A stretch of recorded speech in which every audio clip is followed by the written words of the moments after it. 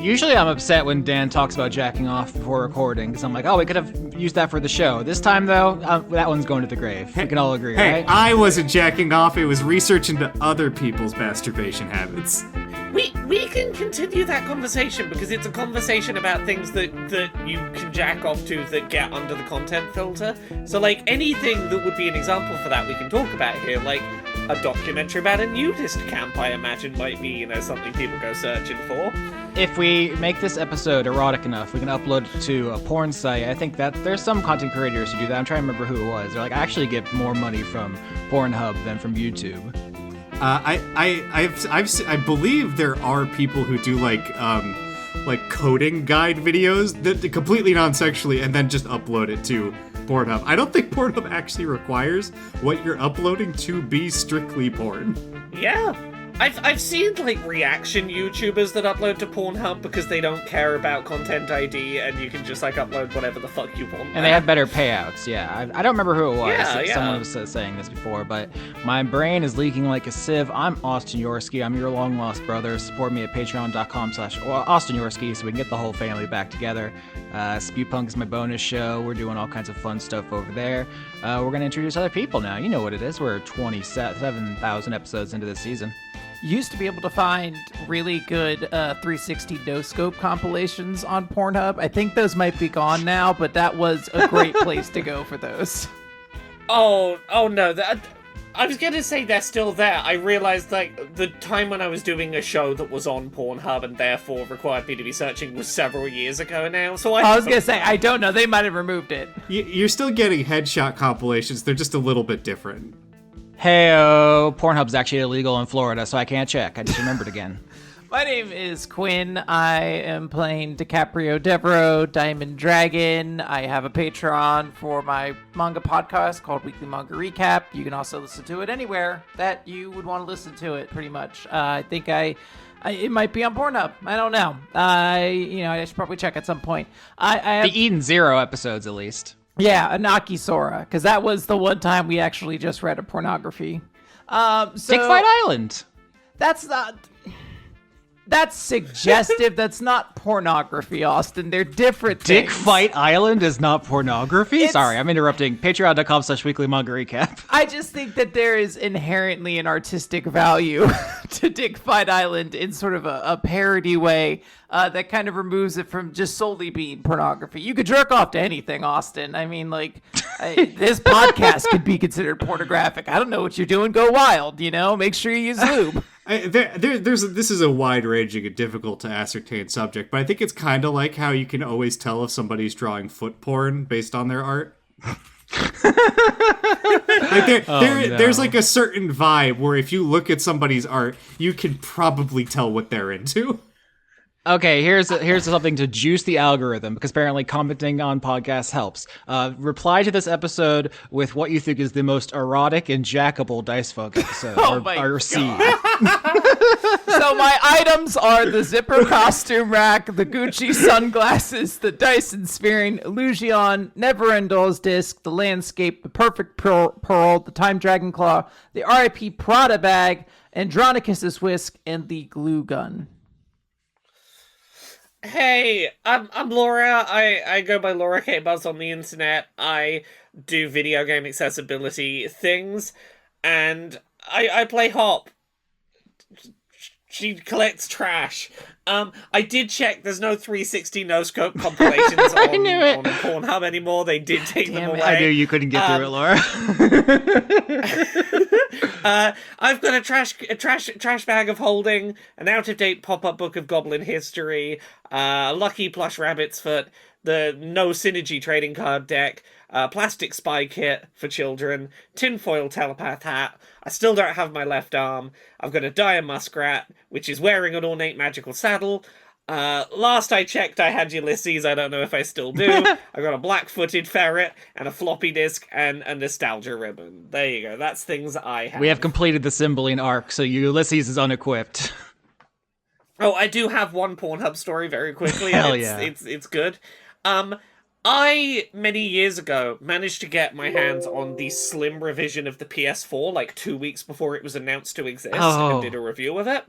And my favorite thing about that is it got covered by a show on Pornhub called Naked News, and it's just a naked woman telling you about the news. And it was very weird to see me holding a PS4 while a naked lady just casually explained my situation. Hell yeah. Hey there, I'm Dan. I'm your real father, and I will not play child support. I'm playing Rex Maximus. My magical items are an anvil. It's not magical. A gavel of dispel magic, the key to the city, Surgeon General's coats, epaulets of the commander, and the golden gloves of Contact Mike, and I think it's my turn to have a baby. Start the episode. I have a lava lamp next to me. Can you tell that that's the energy I'm giving off? You also have a hag spine staff. Yes, you're correct. I wasn't considering it mine because I'm immediately giving it away at the first chance I get. Sure.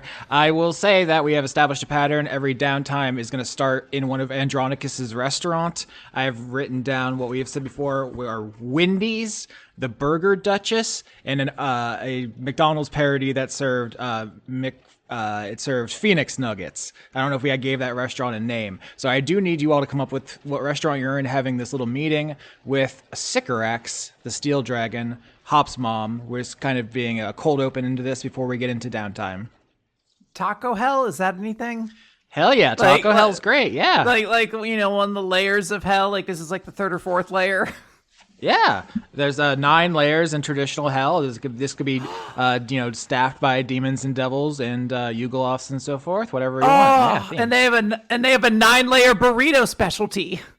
That's the abyss. It's different. You racist. Perfect. All right, so you're all at Taco Hell. There's a bunch of really gaudy decorations meant to evoke, Hieronymus Bosch paintings. People, when you go inside, they say, "Welcome to Taco Hell. Have a horrible day. Fuck you." Oh, it's one of those restaurants. There's a children's birthday party happening in the corner, and they're saying they've got banners up that say "Have a nice celebration." Yes. Everything's so spicy. If we ever fight Andronicus, it's gonna be at like the Waffle House joke place, right? Like that's what. That's good. That's what this is leading up to. The Waffle Dungeon. Yeah, fuck, that's got to be it. But right now, you're having a little meal with Sycorax, who is in her human form. She looks like a kind of ghostly pale woman, the kind of a beauty standard when everyone had consumption. She's quite visibly missing a tooth. Some of her skin is like patchy and peeling because she has acute radiation poisoning. As the three of you look at her, she says, "So you're not going to tell your dad that I lost the GLADYS loom, right? He's gonna be so mad." I think if necessary, we could distract him with other information that would get him to forget all about it. If the worst came to the worst, I think we absolutely have to tell him one of the most important things to our society is missing. Yeah. I wasn't supposed to have it. I was he lent it to me because I was using it for stuff. Okay. We tell him you lost it, and then immediately follow it up with the super mega radiation thing, and hope that distracts him. I don't know that's gonna distract him. I feel like he knows healing spells, and he'll just fix me so he can yell at me better. She's at this point just clearly peeling strips of her skin off. Rex will turn to his sisters and say, on this topic, I think we might actually have to get rid of the disc. Why is that? Because if, the people we just brutally murdered in mass now have the ability to replicate things and get a hold of it, we have a problem. Oh, yeah, now we gotta consider everything way more replicatable now, huh? I like the Cymbalines. We used to hang out, and they have cool breath, and they're always telling funny jokes. It's not their fault, okay? There were some bad influences. They got into my nostalgia stash, and they were getting... Yeah, I was gonna say, are you just saying nice things about them because you're feeling nostalgic? Because that might be because I have this ribbon and you're near it. Is that why you're feeling nostalgic? She holds it gently and smiles and says, "Oh, Hop, remember when you were little? You were so cute." Yeah, Uh, yeah. I was smaller. I'm telling Laura now. The effect of this item is you can cast calm emotions once per arc by hitting someone with a wave of nostalgia. Okay, maybe we save this for Dad. But Sycorax continues. They got into my nostalgia stash, and they were all getting really, I don't know, wistful about the old days of the Seelie and Unseelie court. It was like this Fae thing where they're like capricious, and some of them do fun pranks, and some of them do harmful pranks, and I don't know. They were just trying to do their thing. It's their culture. And then you killed 7 of them. And they're so mad now. Yeah, I mean, they were. They may have. You got your mouth full of taco. Yeah, Rex like huffs and just goes. They were actively harboring an item that was bringing in green dragons to die. I no longer have any sympathy. I went into that Fae shithole perfectly happy to just look around and leave, and it got worse every moment we were there. I mean, that's Lady Falconbridge's fault, isn't it? She gave the orb to the Cymbalines. They didn't know how powerful it was. I could be mad at her. Still on my shit list, both of them. Mum, I hate to be this person. I don't think you're in a great position to be telling people like off for having things they shouldn't have at the moment. Like, now's not the time for that. She flicks a tooth at you. That fell out. Oh my god. I flick it back at her. Oh, Hop. Can I roll to try and flick it into her eye? Oh, Hop, remember when we used to play?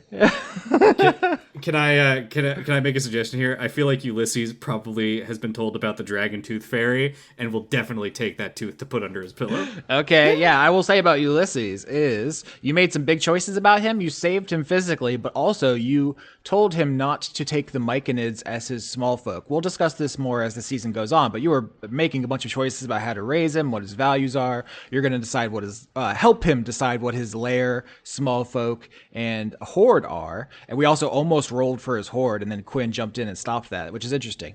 So I just want to put a pin in that about the choices that were made, because that's going to echo throughout the season. Yeah, Rex will reiterate. I think we have to toss this disc immediately. I mean, we're actively not using it. We just keep threatening people. And we do not need a bunch of fucking fairy dragons, each with a little nuke, all pointing guns at each other. Just, God, I hate them so much. They're so annoying. Oh God, is this how all of them feel when we decide to keep a powerful thing and that we could just duplicate at any time? Sycorax pinches your cheek, Hop, and says, "See, you're so perceptive. I raised you to have such empathy, and your emotional intelligence. I love you, Hop." I love you too. You dropped another tooth on the table. Yeah, she's just leaving smears of blood on your face. She says, the Cymbalines don't all agree with each other. Some of them want to run and hide from you. Some of them want to kill you. Some of them don't really care about you at all. I don't know what they're going to do. I mean, you've kind of kicked them out of the Feywild now that you've installed Chorus as the leader. But Desdemona's going to come back, and she's pissed, and I assume they're going to run into each other eventually, so let's just all assume that's a bad guy faction at this point. Indeed, which is why we need to make sure they don't have access to that duplication. So where can we perhaps go to recover this? Or a very quick thought, we could keep a hold of the Navinirol's disc, and that could be a solution to the problem of a whole enemy faction. If you know where they go. I have no idea. I've only ever known them in that shard of the Feywild. Who knows where they've gone now? They have to have fled from the chorus. So, well, put a big sign that says, "Meet here if you hate us." yeah, Sycorax, lays face down at the table of the taco hell, getting sour cream everywhere. Clearly despondent. Do you need somebody to perhaps professionally talk to Sycorax. What do you mean? You seem especially sad right now, and I have to imagine there is perhaps a mental toll to your radiation poisoning that we are not perhaps considering. She reaches up with a finger and pushes it through her forehead and pulls it out to withdraw a thought strand with the spell Encode Thoughts. And it is a very light, sad blue. And she says, "Oh, yeah, that's going to be fun. I want to see how bad it gets, though." Do you, of course, have precautions set in place? I mean, how far are you intending to let this go? Will you be physically capable of healing yourself down the line, or are you intending to take this all the way? I don't know. Well, first time for everything. I mean, you're not badgering a hop about fixing her arm, are you? Why can't I get sick? Yours is a lethal condition. Yeah, and I'm sure the cult would love to have a steel dragon that helps them, she says, referencing the Church of the Riddlefish that resurrects people. If you're entirely sure, but it is a very risky move. I imagine there are some who have attempted to move in on Desdemona's areas while she's been gone. Are you not concerned someone might try to move in on yours? My what? My humans? My mountain? Nobody cares what I do. That's yeah, I mean, that's why your father was didn't think twice about getting rid of me. I'm not anybody important. I imagine you still have powerful items amongst your horde. No, just the thought strands, really. And are those not worth protecting? Yeah, I love them. They're my little guys. I'm building little guys. What does that mean? Oh, don't worry about it, sweetie.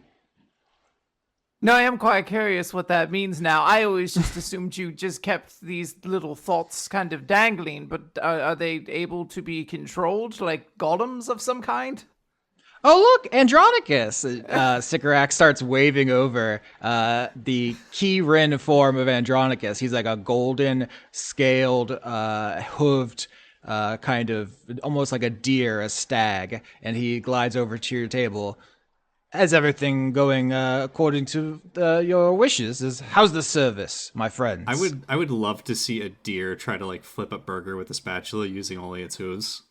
I think that would be really enjoyable. He's picked probably the worst form to attempt to work in a kitchen. I think he uses almost only psychic powers, but I think I had him say that it was the taste buds of the Keyrin or what are perfect that no other species can match.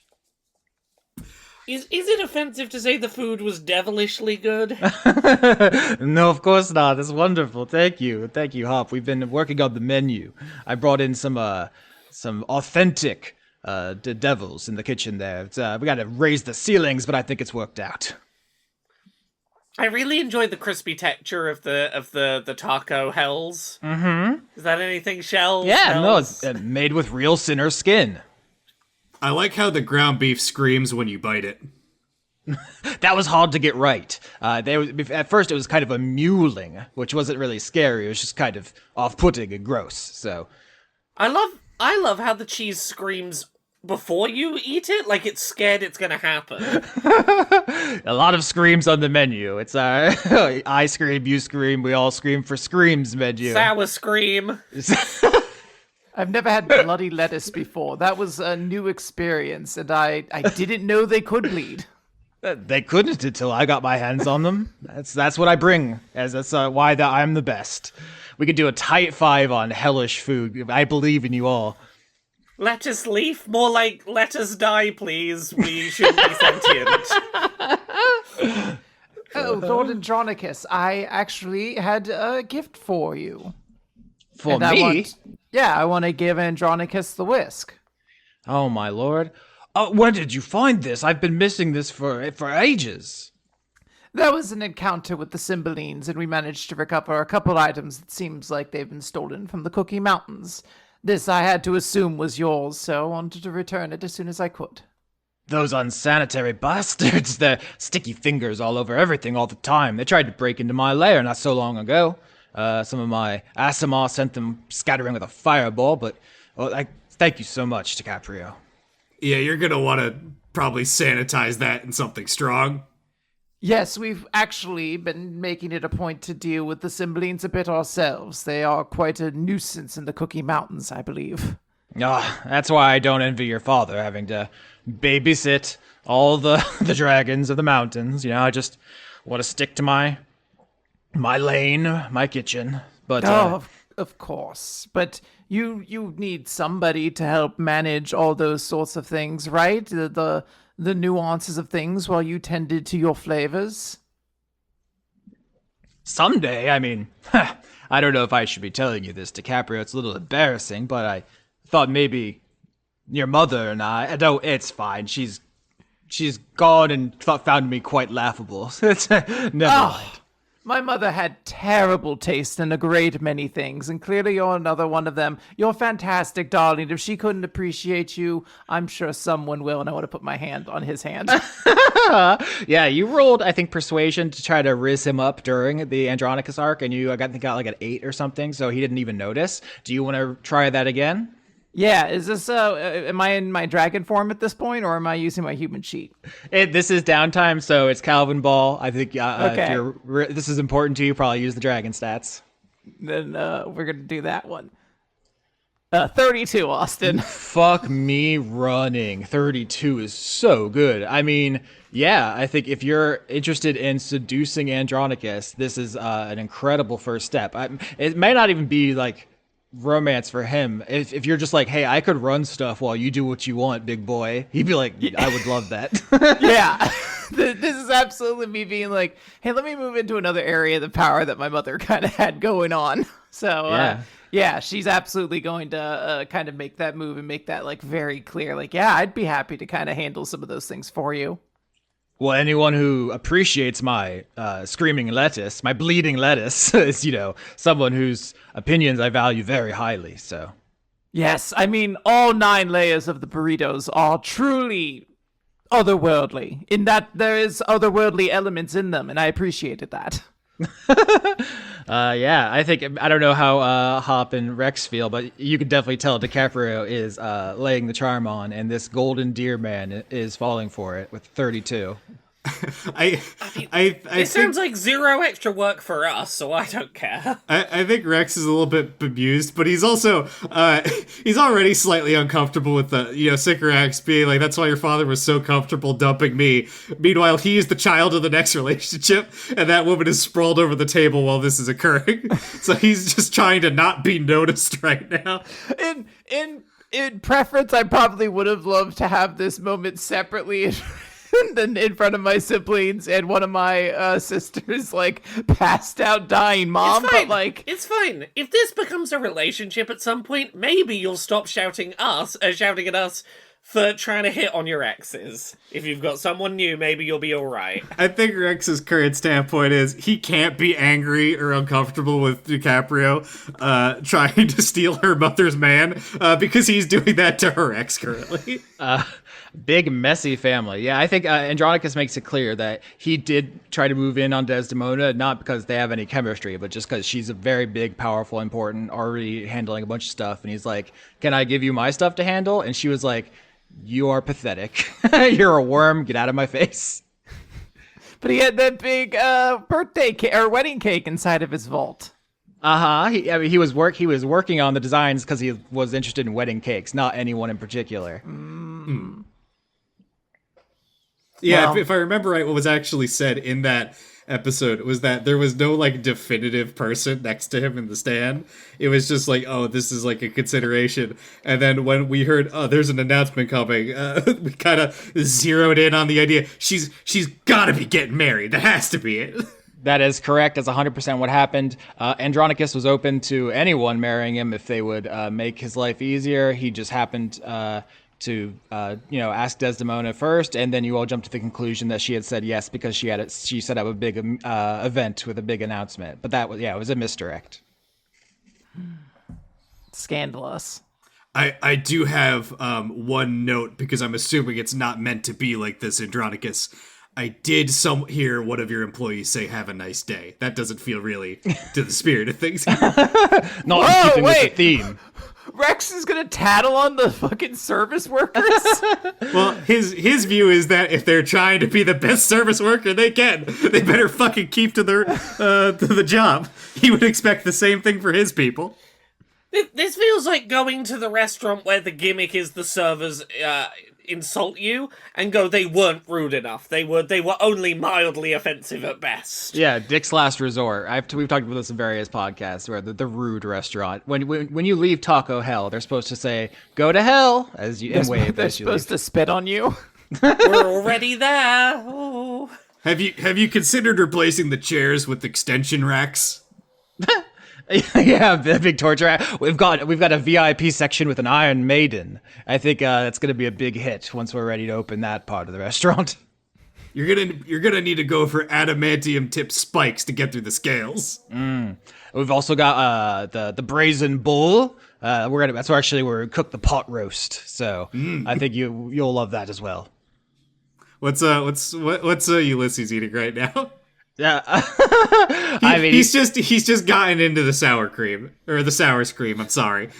He's just making a big mess. Yeah, so I will say before we end this opening scene and get into our downtime, you brought an item for Andronicus, the way this mechanic works, because you're on his side. During the Andronicus arc, you could have got busted breaking into his vault, or you could have, pissed him off in some way, and this would be unavailable to you. But the only way to upgrade your stats this season is with the titular cookies of the Cookie Mountains, stat-increasing rare candies, basically, that he will trade for new and exciting flavors. Yeah, Rex will remember this and search around at his various equipment before pulling out just, I guess, a pile of mushrooms and be like, "Oh, we found this in the Feywild. Probably a bit inaccessible at the moment, but this is what I still had with me." Oh, yeah, quite common mushrooms, nothing much to write home about, but Fey magic, you say? That is quite a wild card of flavor. I will experiment with these post-haste.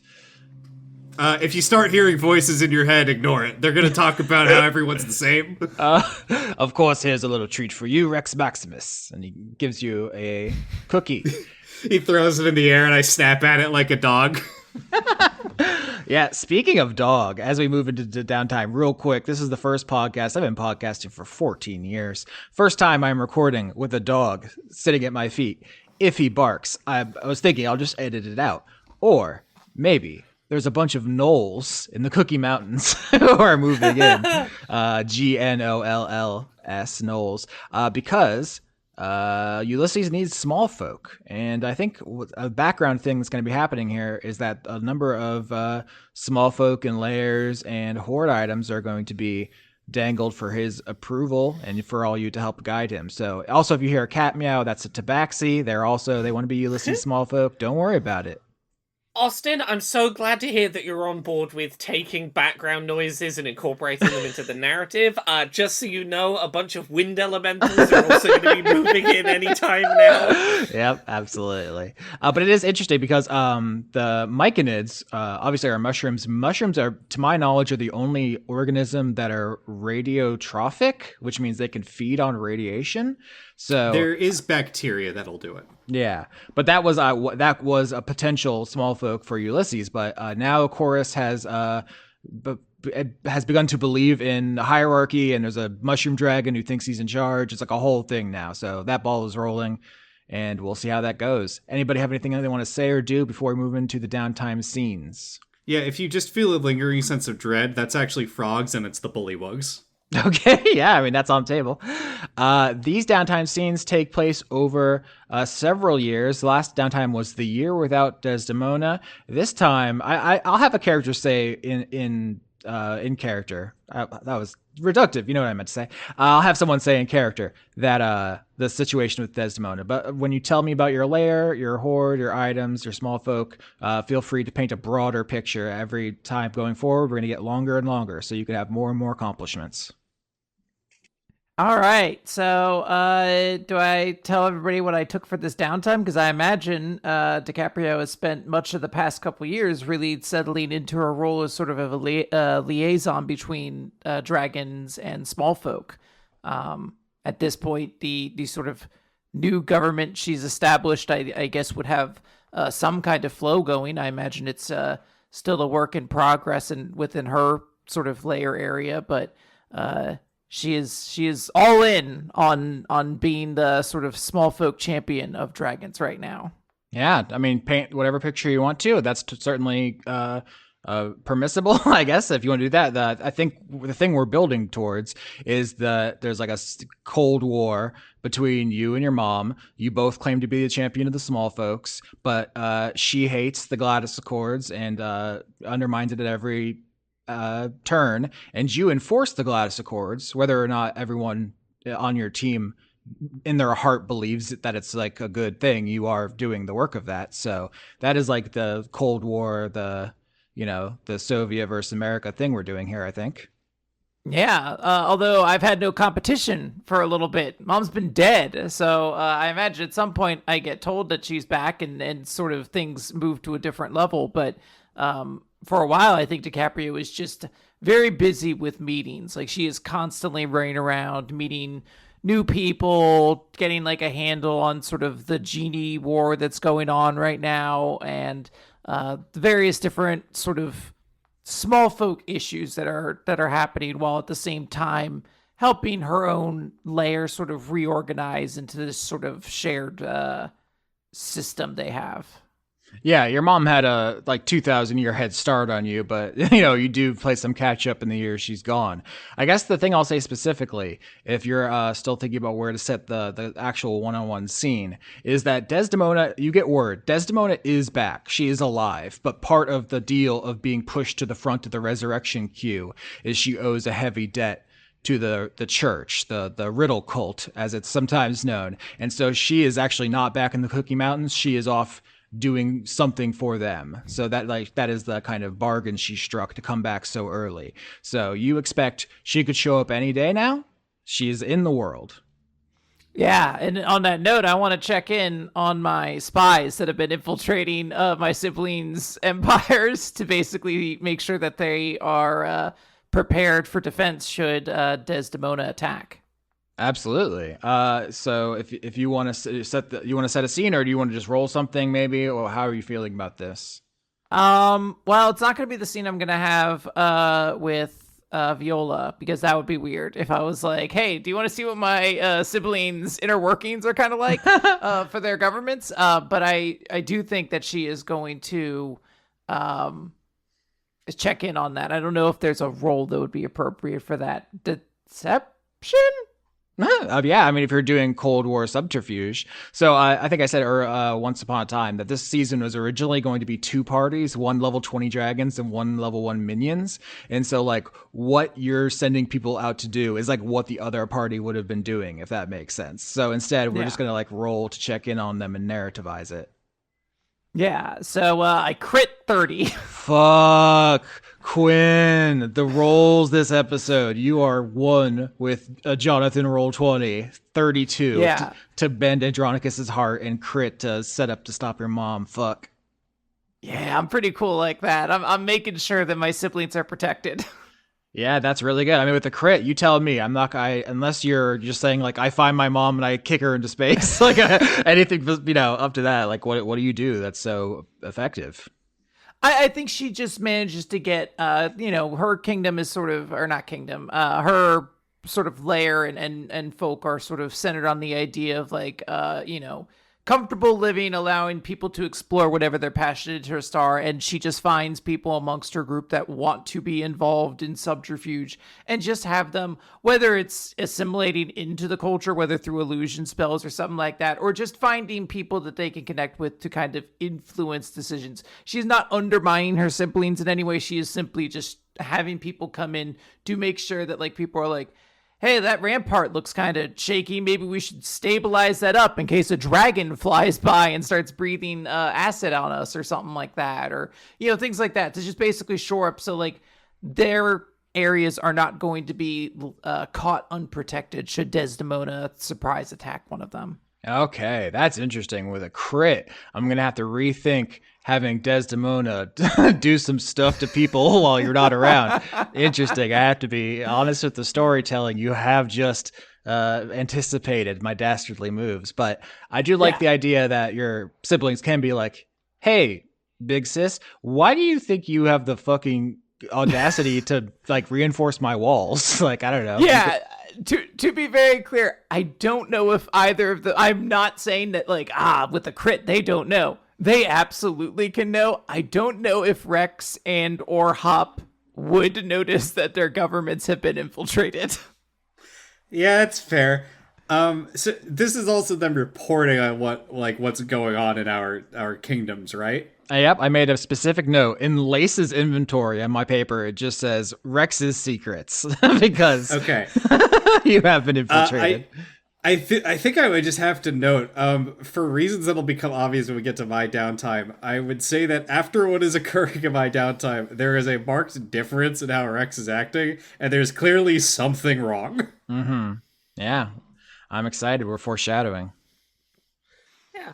Well, if you're keeping an eye on what's going on, maybe you'll work out the secret of why there's bodies falling in my place before I do, I guess. I've been very bad at that.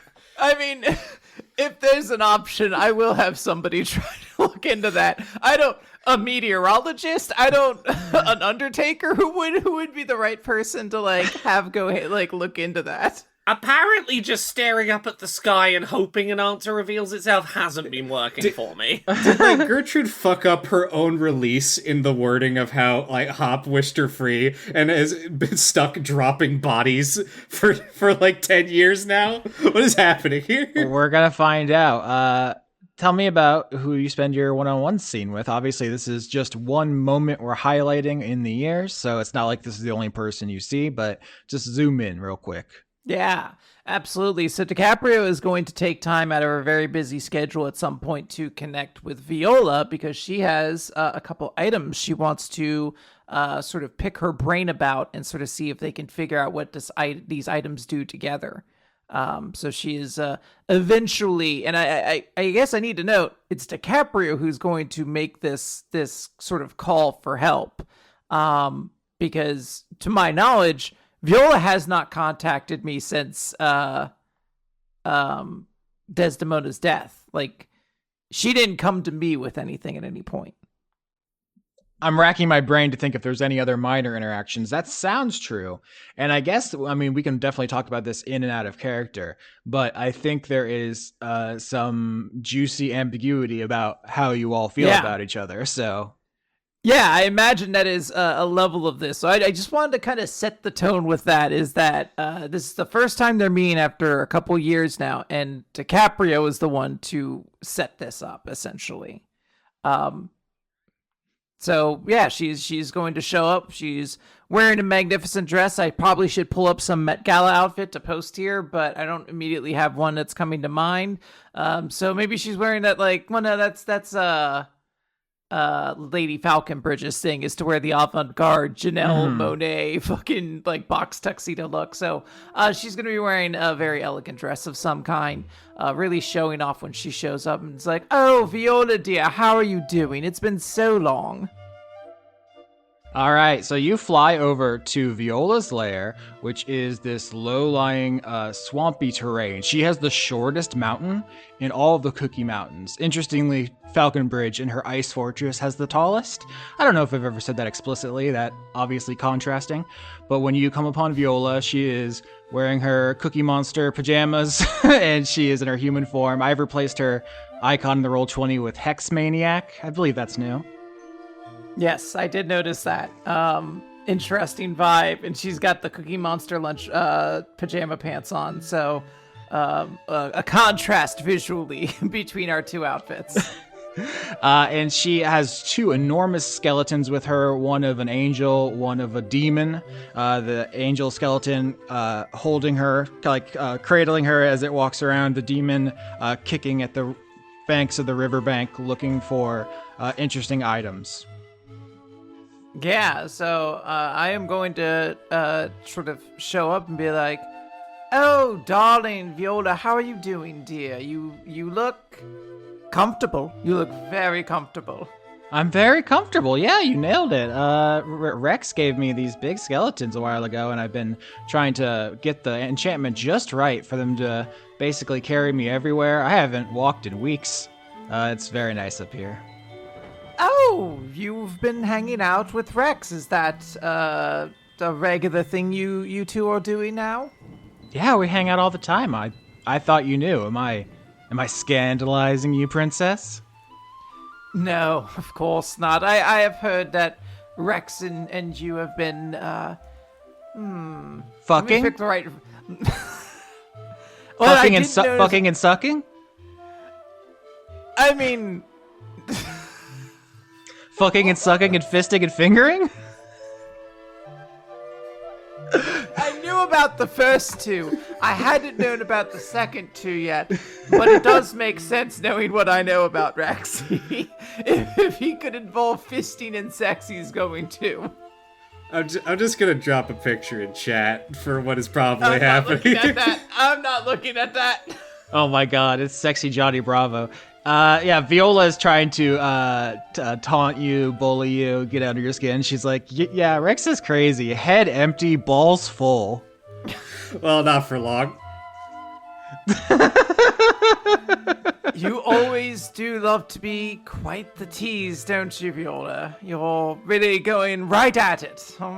Yeah, it's so scandalous for all the big important dragons. Oh, I'm so ancient. I've never seen a boner before. Oh, how could Viola say that? It's less about not saying it and having the tact to know when and when not to say it, I suppose, but you've always been rather the free spirit. That's me. Time to switch. She holds her arms up, and the angel skeleton hands her to the demon skeleton as they take turns being her animated thrones, essentially. Yeah.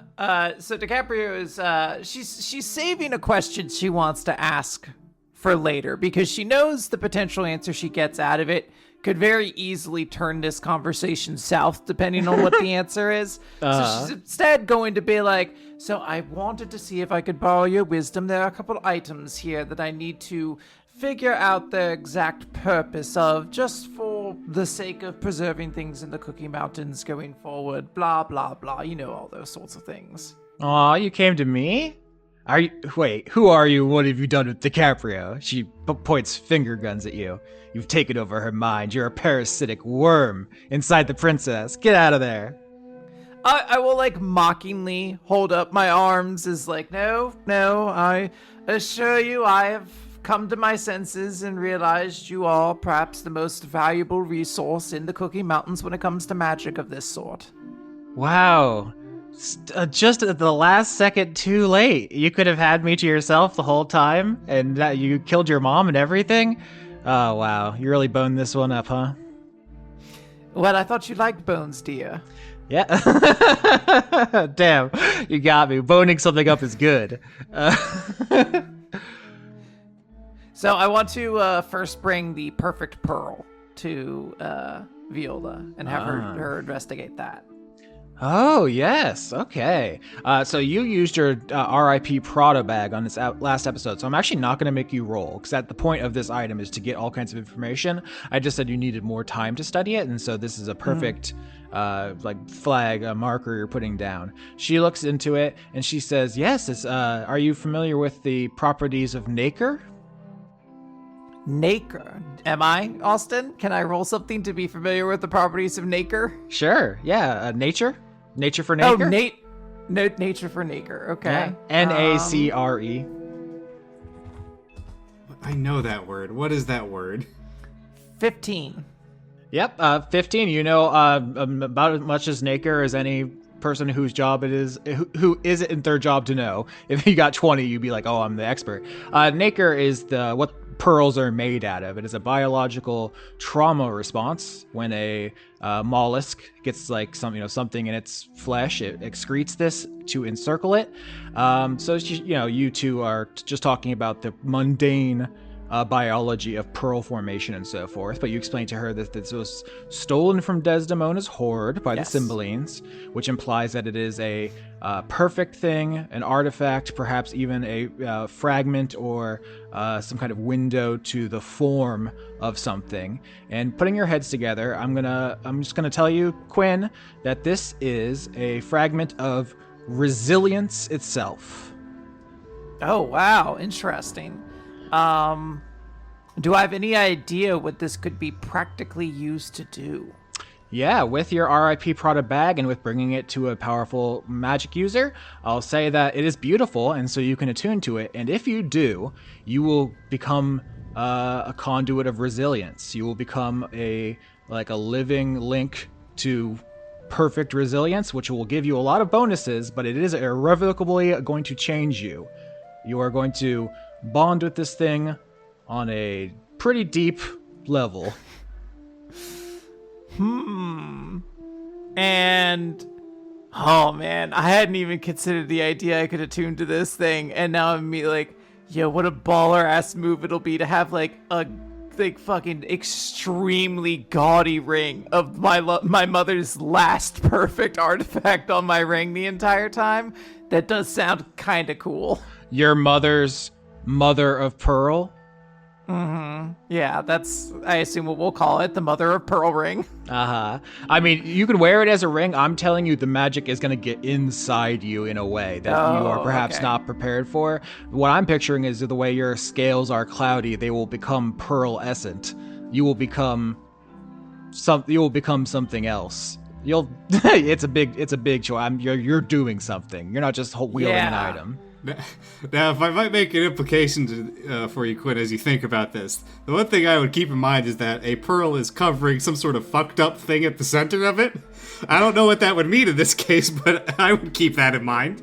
Yeah. However, I also say, fucking do it. Based. It would piss off your mum. That's all the reason you need. It is, and it would be thematically very appropriate from a Pokemon perspective to go from diamond to pearl. Like, it really does kind of feel like a necessary transition to make. So I will not say right now, but I will say by the end of this episode, I will make that call if DiCaprio's bonding with this or not. She is going to kind of store this information away, thank Viola for the help, and sort of make that call a little later on when she has the time to consider it alone. But she is also going to pull out the Time Dragon's Claw and ask Viola, she says, I believe you're familiar with this item.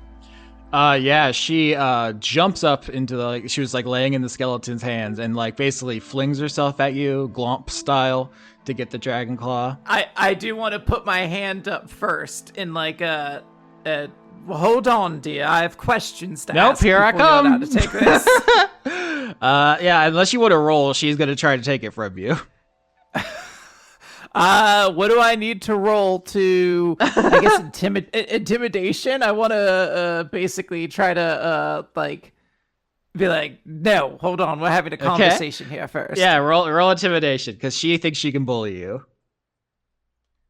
Damn, she can't. I rolled a 6. No, she is suddenly a puce dragon. The body mostly reminiscent of a Komodo dragon, low to the ground, strong, and she is on top of you, taking it, not in a mean way, but in a very excited way, like a kid who doesn't want to wait to open their Christmas presents. And she even theatrically licks you on the side of the face, like you would peck somebody. But she's being playful. She's trying to wind you up as she takes it, and she says, "Oh my gosh, where did you get this?" We managed to recover it from the Cymbalines, or rather, I managed to parlay a deal for its return. Oh, fuck yeah, those little bastards. I heard that you probably know, you're an information broker now, but they are making moves against you. They approached me. They're like, hey, do you want to team up and kill the princess? And I was like, buzz off, nerds. I love them. They're fucking assholes. Yeah, I'm glad to know that we're still all in your good graces, of course. I have the best graces. People are saying this more and more. I have ideal graces. Now, if I may ask, I was curious to know a bit about the time dragons and the potential of what an item that is one of their remains could do. Oh, you don't know about time dragons? I love time dragons. People think they're all extinct now, although they could potentially be displaced in time. No one knows.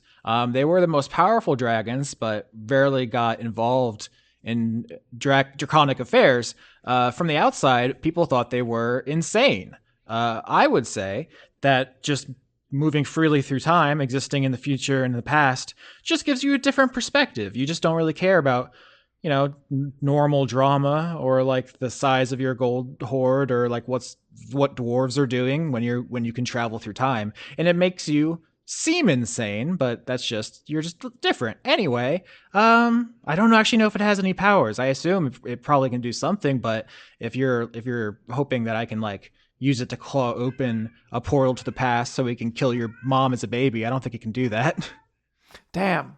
Well, I wasn't considering that, but damn, that would have been nice. No, I guess I'm more considering is there a potential to use this to connect with any time-place dragons if they still exist? They're sort of the only one of us that seems to be truly extinct, and it would be an incredible thing to have a time dragon in the Cookie Mountains. I mean, it's possible. I don't know. I'd have to run some tests. You want me to do that? I can put it on my agenda, look into time dragons. Your brother, we don't do as much talking as maybe you think we do when we hang out. But last time we had a big talk, it was about the Numenon. Do you want to? You're the information lady. Do you want me to tell you what? Sorry to change subjects. That's something I can tell you about. Actually, very deeply curious about this. I feel as though I'm getting closer to having to understand the mysteries of the Cookie Mountains and how to best preserve the tenuous piece that we have right now.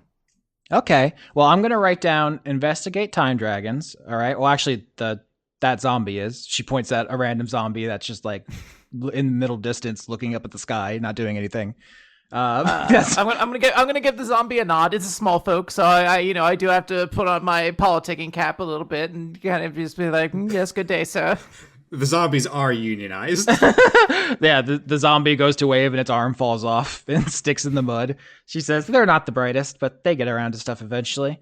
But yeah, the report about the Numenon. So your brother said that you're looking for an inexplicable strange thing in the Cookie Mountains. Every biome here in Arabella has a weird thing, and sometimes it's a good weird thing, sometimes it's a bad weird thing, sometimes it's just a very weird thing.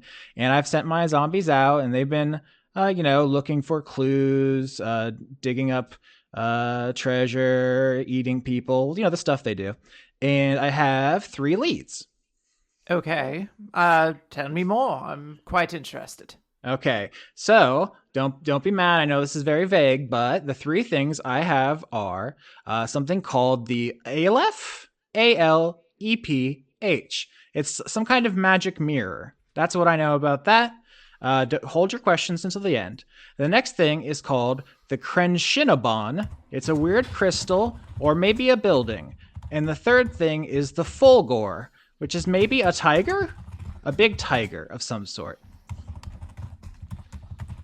It also appears to be a Killer Instinct character, if I'm spelling it correctly. Stop Googling my clues, DiCaprio. Sorry, darling. I'm sorry, take notes. Can I get a charisma saving throw, Quinn? Yes, you may. Also, Quinn, do you often take your notes in Google? Sometimes I just post things and then I use that to remember things later on when the tab's still open. I'm like, why was I searching Fulgor? Grok, what's the Crenshinabon? And Grok says, actually, the genocide in South Africa is very serious. I rolled a 12 for my charisma saving throw. All right, 12 is not good enough. You feel the pull of the coin, which over the years has been taunting you. You believe a genie's wish to fully remove its grasp. Yes. With a 12, where do you keep it? Where do I keep what? The coin's still with, I believe. Yeah, it's still in the trash bag of holding, I think. That was years ago. You can say that it's still with Hop if you want, but you do frequently get the urge to look at it and hold it. So I'm not. Yeah. I think in those moments, DiCaprio kind of tries to hold it together, but she is. These are the moments where she could become a little bit more volatile. So I imagine the sort of consequence of failing this charisma saving throw is DiCaprio kind of has like a moment of like sort of distraction where she's focused looking on this coin and she has to like kind of close her eyes to focus. And when she comes back out of it, she's just gonna be like, you know, why didn't you ever message me or contact me after everything with Desdemona went down? After you killed your mom and you were running all over trying to take over her business, and Rex was coming over and showing me his muscles. Yes, I thought that there was the chance that you might still be interested in me, and I killed my mom. I thought that was the thing you wanted from me. I mean, it was. I think it was very cute of you to do that, but I also know that you didn't do it just for me. You've always hated her. I think it was really pathetic the way you let her walk all over you. So, I mean, I don't know. Why? Are you jealous? I'm offended, I suppose, to know that you're not considering me even with the cursory mention that I find out about your dalliances with Rex through his own words and not from somebody else. I mean, it just feels like what we had was nothing to you. So yeah, if I was writing a novel, this would be one thing. My instinct is always in this show, whenever you all have some sort of romantic interaction, is just to play a nice person who's like reasonable and thoughtful. You know, I want to grip hold of the toxic Yuri stick and push the controls into the ground as hard as possible. That's my goal this season. But I also don't want you all to feel like I am, I don't know, punishing your characters or like being mean or anything. So let me run this by you out of character. We can discuss it if we're all comfortable. My instinct here, storytelling wise, is to have her try to seduce, to play with you, DiCaprio, to be like, oh, I still like you or whatever. Basically to love triangle the prince and princess. She thinks that is hot and that she is getting one over on you because you dumped her when she was at a young impressionable age. Is that too toxic? I don't know that her and Rex are like monogamous. So something I think that when we had the downtime between Rex and Viola, he did expressly ask this and then did like an insight check against her when she responded saying no, that's not what she's doing. So that would be going against what happened there. Yeah, and I think at the time that I did mean it, that she wasn't trying to play any of the games, and now it's been like, 5 years, and maybe she is more interested in playing games. I don't. Is the answer more that she's not? I wonder if there's a level of it that is that she really is kind of more interested in Rex, but she wants to play with DiCaprio because she knows ultimately it's a way to hurt her, and she is, as you said, still kind of bitter about being dumped by DiCaprio once her dad kind of stepped in and said the relationship was a no-go. I think that is an element of it. I think if I'm being honest about this kind of person, there is just a sense of like your first love is important to you in a way, and that it's hard to let go. And also, if like you're a princess and she's nobody, getting you coming after her, being like, why don't you like me anymore? And her being like, okay, I'll like you again. It's like it gives her a power. It gives her, it's like an ego thing that you come crawling back to her. I am perfectly okay. As I said, I came into the season with the idea of like, let's explore relationships that maybe don't work out, because that's, it's just something Dice Funk doesn't normally get to do. So I'm A-okay with this being a highly manipulative kind of situation, perhaps on both ends of things, as DiCaprio is also kind of in here for her own goals and not necessarily just to make amends and try to rekindle relationships. She did also get information about two powerful items that she wants to keep kind of getting information about as well in the future. Yeah, it doesn't have to be like, oh, Viola cheats on Rex right this minute. It can just be like, she doesn't want to have to choose between the prince and princess. She wants both, and she's going to try to have their attentions and affections for as long as possible because it's fun. And what are the consequences? I'm a big fucking dragon. Yeah, I think Rex is the only note I would have for Rex in this scenario is that he doesn't particularly mind if like he and DiCaprio are in competition, so to speak, for Viola. But if he finds out that she is doing this to just actively try to hurt her, he's ending it immediately, which is perfectly fine in character to happen. But that's just where this would go, if that's what that plays out as. Yeah. Yeah, and I think the way I'm trying to play Viola is she is kind of a gremlin gamer girl, like person, but she's not actually evil. She's just... I think there's also a level here that, DiCaprio literally earlier this episode also tried to make a move on somebody. I think there is a level of just like kind of keeping options open until suddenly you don't need to anymore. When you're a big dragon used to collecting things, you keep your collections going. And this is very like, decadent court stuff. This is like, a Henry VIII or whatever, like, fucking and killing people. I think, you're like, oh, Andronicus and I are doing something. It's not like we're not deeply in love, but like something's happening there. Oh, I mean, that I don't know if that the news of that, like nothing official has exactly happened, but I imagine that is the explicit relationship they would have, is like a purely sort of business one. I don't imagine there would be any romance between them whatsoever, in which case that would leave the doors open to just be like, well, I mean, I do have my old friend I could go visit. I do think that's interesting, at least in terms of texture, because I don't think it was said out loud, particularly in the episode, but I know we've talked about it off air. The reason why Rex likes Viola is that there isn't that, like, courtly bullshit happening, and if she started to dip her toes in that, then it's going to bring conflict there. So I'm in general fine with this. This is my final point. So I definitely want to go where you all want. If Dan was like, no, I just want to have a normal romance with a cute girl. I don't want you to torture me. That would be one thing. I think it's like Andronicus is like, you can absolutely just fuck around with the peasants or whatever for all, I'm over here making a souffle. You bang whoever you want.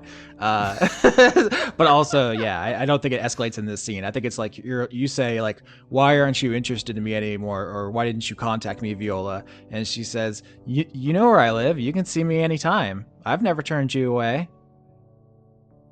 Yes, but I've been rather busy. I thought maybe you would take it upon yourself to try to alleviate one of those things and maybe contact me first. That just felt like something that might happen over the many years. Oh, you want me to come to your big fancy gala and you can sneak me in the back where nobody knows? And what would they say if they saw us? Gasped. I stood up to my mother. I imagine I can stand up to father as well. Can you imagine if he saw us together? How scandalous. You can tell, like, from the look in her eyes, she is picturing it, and it used to piss her off, and now it's like, now I want to do this. I think it'd be fun to do stuff you're dead. DiCaprio was just gonna kind of like roll her eyes, but there is something in there that like enjoys this, and like she enjoys that this person teases her this way. It's like a flattering frustration where she's just like, it doesn't need to be this difficult. I feel like you're just asking for it to be that way because it excites you more. It's too late. You made it difficult. Now I'm into difficult. you shouldn't have put me on the difficult train. It's left the station. Now I'm difficult. Damn, I'm torn between like if I want a hard flirt with her right now or not, and I think DiCaprio is because that's what she's thinking, and she's also got this coin kind of bouncing around in her eye, and she's maybe not thinking straight. She's just gonna kind of say like, so is something happening with you and Rex or not? I'm not going to interfere in his potential love life. I mean, if you're actually dating, like, Rex doesn't normally go out on dates, so I have to assume that means there's some level of seriousness here. Things happen between Rex and I all the time. Whenever he gets a chance. I don't know, he's a big, powerful guy. I can't tie him down. I mean... Alright. I can. This is going to do so much good for distracting my siblings from who I'm dating. Okay, I'm going to roll an insight, but unfortunately it doesn't matter what form I am. I have a pretty bad insight roll. So I want to say, when I ask her this, do I get the vibe that she is also dating Rex? 20. It's 20 is so good. It's not a crit, but 19 plus 1. Yeah, okay, when she's with Rex, she just wants to be with Rex. She likes Rex. She's not fucking with him. But then you show up, and she falls back. It's like going to your hometown and seeing all your old friends and falling back into dirtbag habits, you know? I went to my hometown recently. Place is a shithole. Don't recommend it. Yeah. I don't know. You were like her first love. When she sees you, her IQ drops by 20 points. I don't know what to tell you. You make her a shithead. When she's with Rex, she's relatively normal, I think. But I'm getting the impression she is actually seeing Rex. Am I able to get through the veneer enough to know, is she dating my brother currently? I get, in draconic terms, I guess the equivalent is yes. I would just say that it's just different for dragons. They don't have the same conceptions as we do. I'm trying to be honest to that. Is that sure. In our world, monogamy is a economic relationship. Warlords had hundreds of wives or whatever. In situations where men are wiped out by like famine and stuff, that they could have large polygonal families and so forth. It's like a thing that arises for a reason. These big lizards don't have that. They're all level 20 monsters who can do whatever they want, whenever they want, with whoever they want. Relationships are just more free form. Oh man, I really have to ask the question because I kind of want to make a move here then. Do I want to do something though that could hurt Rex? This is why we do the show. Yeah, I do think there is a moment where DiCaprio really considers it. Like, she's almost like thinking about like how she'd take those Cookie Monster pants off or something like that. Like, she's like in the mood, the mind space for it, but then she's like she has a moment where she's like, I'm just feeling a bit of a headache right now. I feel like perhaps we should postmark this appointment for a little bit later, and perhaps I can come back when you've heard more about the Time Dragon Claw. All right, sounds good. And you're gonna look into the Kren Shinabon, Fulgor, and ALF, and then we'll compare notes. I think Kren Shinabon is just a D&D thing, if I remember right. So my money is on ALF. My money's on ALF. Yeah, there's actually a weird little alien eating cats here. Yeah. He's the Numen out of the Cookie Mountains. We're not gonna let this one get out. All right, I think we're on to Laura's scene. Hey, I've got several years before we've got anything else that needs doing. I want to start this bit of time. I need to know why there's bodies falling in my whole zone. All right, Austin, what do I roll to try once again to understand what the fuck this phenomenon is? For the third downtime in a row, roll medicine to see if you can figure out why there's bodies in your zone. My money's on Okay. ALF. Well, you know what I have this time that could help? I've got my lucky rabbit's foot, so everything might be okay this time, maybe. Check the bodies. Is there inexplicably no tabaxis? If so, it's probably ALF. 15. All right, 15 is good. And I will say, combined with a previous conversation, I believe it was on the way to the Cymbeline Arc that you three were talking about who the bodies could have been. This is when you looped your siblings in. They did guess correctly. Yeah. With a 15, a thing you notice, you start taking the bodies apart, I think is what you've never done before, and looking inside them, and you see all of their fluids have been boiled away. Gertrude is the steam genie, so she has been killing. Yeah. She's been killing these people and leaving them at your place as a present. They are her trash, and you collect trash. It is a sweet gesture. Oh. Huh. I mean, look, it's not the kind of trash I would typically go for, but they do have stuff in their pockets I can root through, and I can recognize the symbology of the gesture as being sweet. I'm glad to know it's not a threatening omen of someone coming to kill me. I would also say that the implication is she is killing a lot of people for a lot of time. You know, when you set her free, she said, I have some stuff to take care of. I think during the Desdemona arc, you met some people who are talking about the Genie Civil War. It should not come as a surprise that she is out there just murdering swaths of people. In fact, Rex Maximus saved the life of a genie diplomat during the Desdemona arc. He was crushed under a part of the Tiamat Eidolon. And this is a part where I'll bring up that, Rex, you have been getting more involved in genie affairs. We're going to discuss this more, I think, during your downtime. But you get, I'll just say this. Gertrude is on the opposite side of the guy that Rex saved. So I don't know how you feel about this, but I think you feel the inevitable coming storm of conflict there.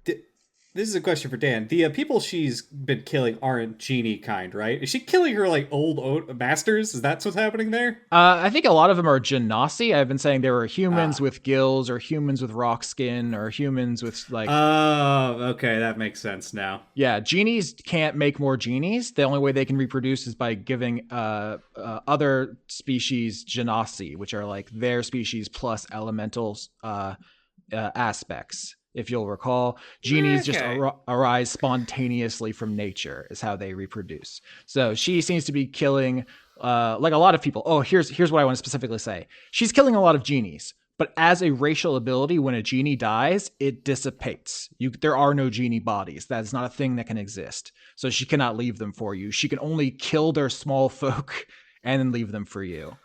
Ah, okay.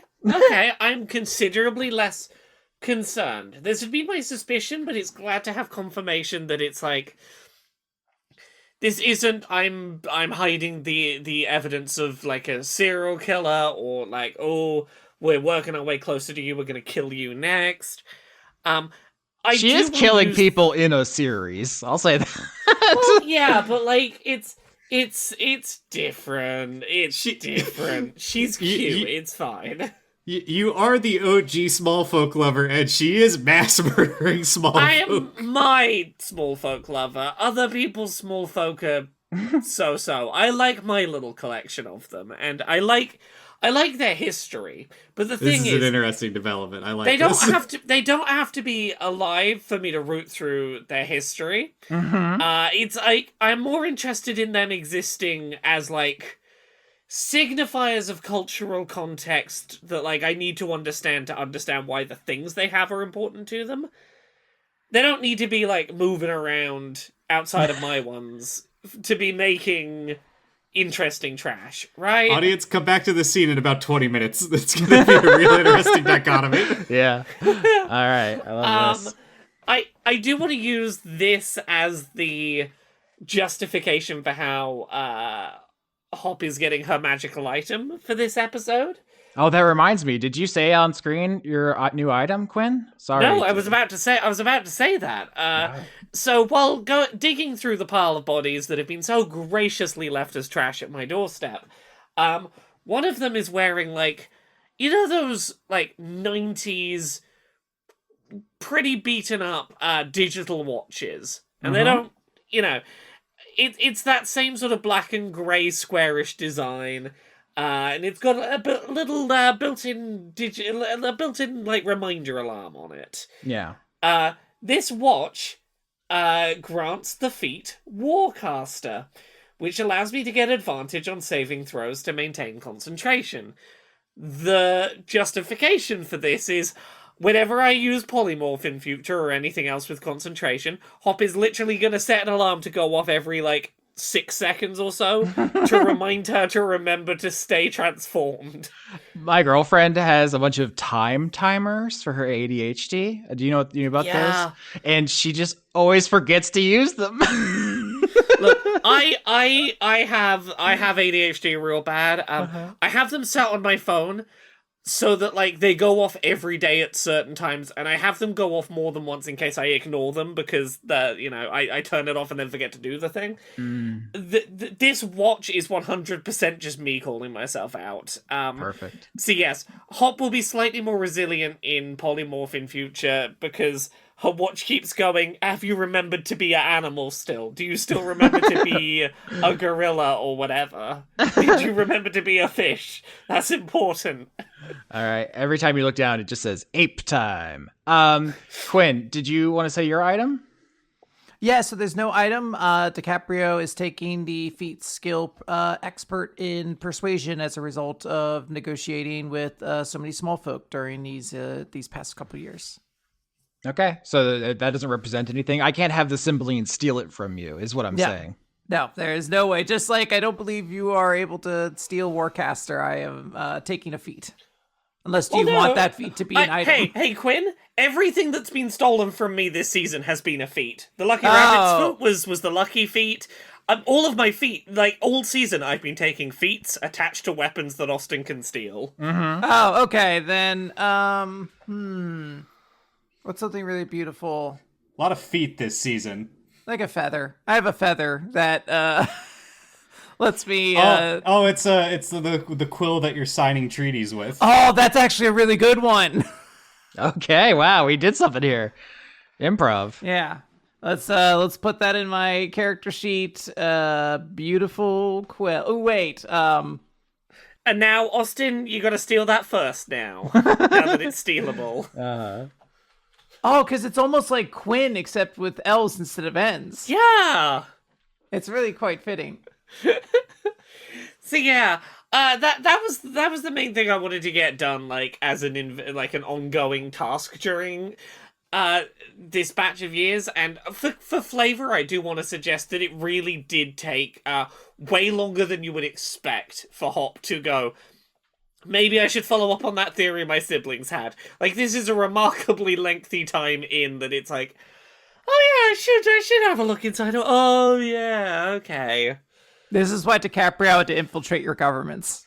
To be Well, look, I got there in the end, and it's not like you used your infiltration to, like, give me... You could have helped. You could have been like, hello, I've been investigating you. Don't worry, I did find something helpful. Don't be mad.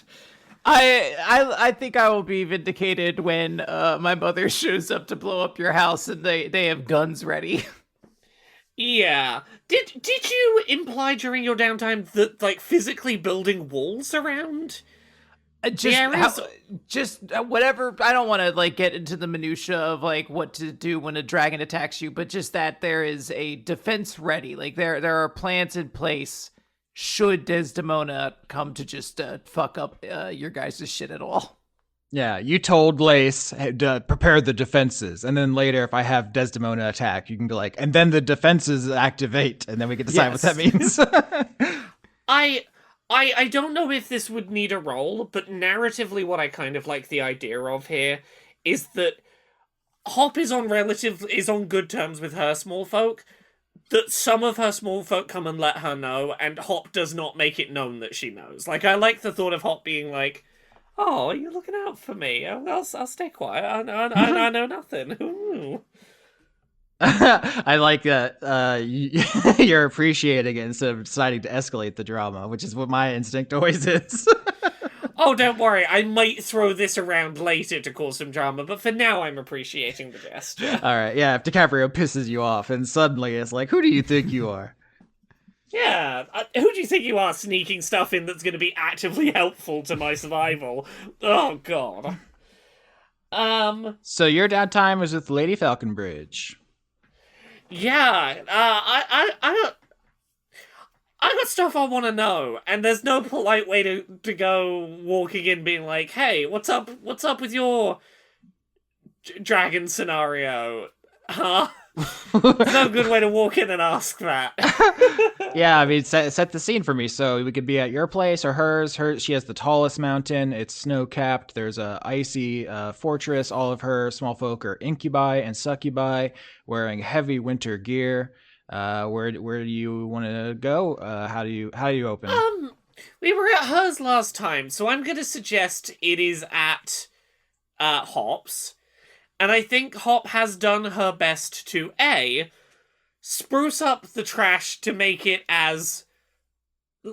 minimize the obviousness of the trash nature of it. Like, yeah, it's obviously trash, but, like, can I at least make some, like, when they they do topiary work to make trees look like sculptures of animals. Can I do that with the trash? Can I make the trash be like, it's modern art. It looks like a sculpture of an elephant but made out of discarded metal or whatever. I believe the largest troll made out of tires is in New Jersey. Of course.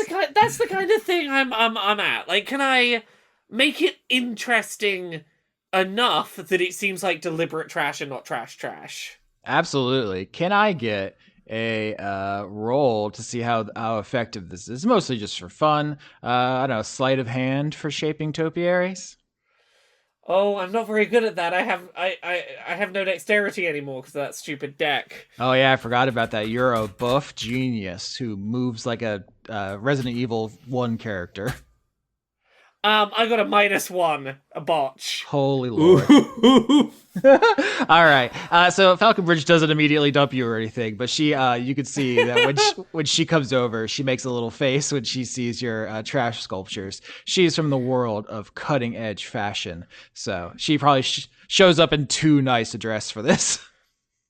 I will apologize and go, look, when I came up with the plan, I still had 2 arms. It's a lot harder to make a sculpture with 1 arm. I fell over a lot.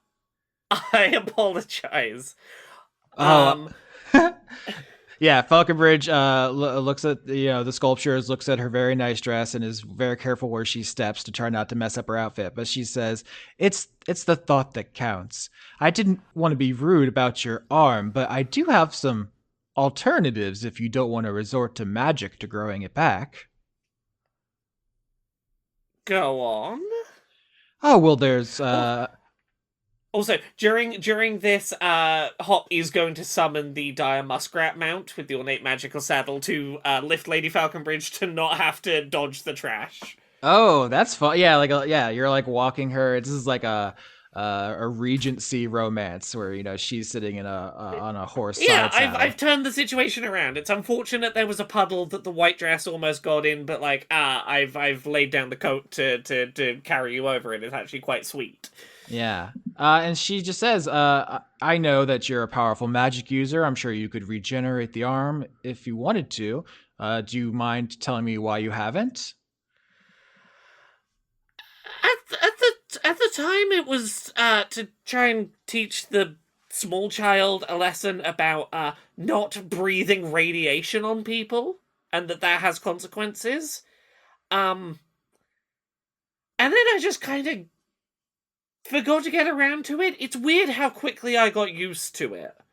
It's not until I try and do something elaborate like building trash sculptures that I realize it would kind of be helpful to have one going on. Oh, well, I don't want to, make decisions for you, but there have been a number of very famous, wonderful, heroes and villains and so forth who've lost limbs and had them replaced. And I happen to have a number of prosthetics in my collection. There's the silver arm of the King Nuada, and there's the ivory arm of Pelopes, I believe. I'd be very open to that. Continues to teach the child that there are consequences, like radiation breath is dangerous, don't throw it around willy-nilly. Second, I do think it would make me look very cool to have I went in a battle strong enough that I lost an arm. They don't have to know it was a literal toddler. They don't need to know that. But I continue fighting. I've got my war wounds. I think is that sexy? I think that's sexy, maybe. I think it would be quite a look with your plastic wristwatch, she says, looking at your new item. Sometimes I forget to do stuff, okay? Remembering's hard. No, it's very good. I mean, these are powerful magical items. I wouldn't just give them to, just anybody. These are quite important pieces, but for you, she looks away. For me? Ooh. Baka. Ooh. She says, I mean, we can discuss it. You don't have to decide now. It's your body. It's a big choice. But, I wanted to beat your family unconscious with hammers and I'm giving you a chance with one hammer in particular, I guess. So this is your chance to impress me, I guess. Oh no, now I have to be impressive. Fuck. Oh no. Mhm. Yeah, she gives a devilish smile, or perhaps a demonic smile. You can't tell with her Yeah. yet. Hop's entire thought process right now is this a command to do something impressive right this moment? Like, is she expecting me to, like, start juggling or something? Be like, yeah, impressive, right? I don't know what she meant. This is all stream of consciousness. If you want to roll performance to suddenly start juggling, if you get a high roll, she will fucking lose it in a good way. For performance, yeah, fuck it, why not? That's not the one that I fucked up my stat in. A blue girl looked at me. I got so nervous. I started juggling. 13. I juggled adequately. Yeah, 13's above average. She's like, oh, I didn't know you could do that. One arm juggling. That is cool. Yeah, wow. You just gotta sort of like flick the wrist sideways and catch it on the other side of the hand. I think that would actually be a 18 for you because you have 18 or 20 charisma. Oh, is that my level 20 sheet? Yeah. Yes, that is 18, sorry. That is better juggling than I'd given credit for. Okay, yeah, I forgot because you're a warlock. Obviously, your charisma will be better. You know what it is? It's 13 because you're doing juggling with one hand, and it's pretty cool. And she's like politely clapping, and then you take it to the next level. What's an 18 with juggling look like? What do you do that really knocks her socks off? Starts using her feet. Yeah, I was gonna say, I do a one-handed handstand and start juggling with my feet. Oh my god. Whoa. I have the 20 in strength. I could probably do that. Yeah. Falconbridge laughs almost despite herself. Like she tries not to completely, be that vulnerable, but she can't help it. You're doing something so ridiculous. And she says, I can't believe I mostly hang out with high society, super beings who command nations and armies. I forgot the simple pleasures of a cute girl juggling. You said it was my chance to impress you, and I panicked, and I did this. No, first of all, I love that's how your mind works. I just meant don't forget my name, like the last person I dated, is what I meant. Hey. I've remembered it every time, even when I was high, I remembered it. Oh, don't remind me about that. We were too silly. I don't think there's any such thing as too silly. Okay, there might be a too silly, but we weren't it. It was a record for me showing someone my draconic form, so it's kind of embarrassing for me.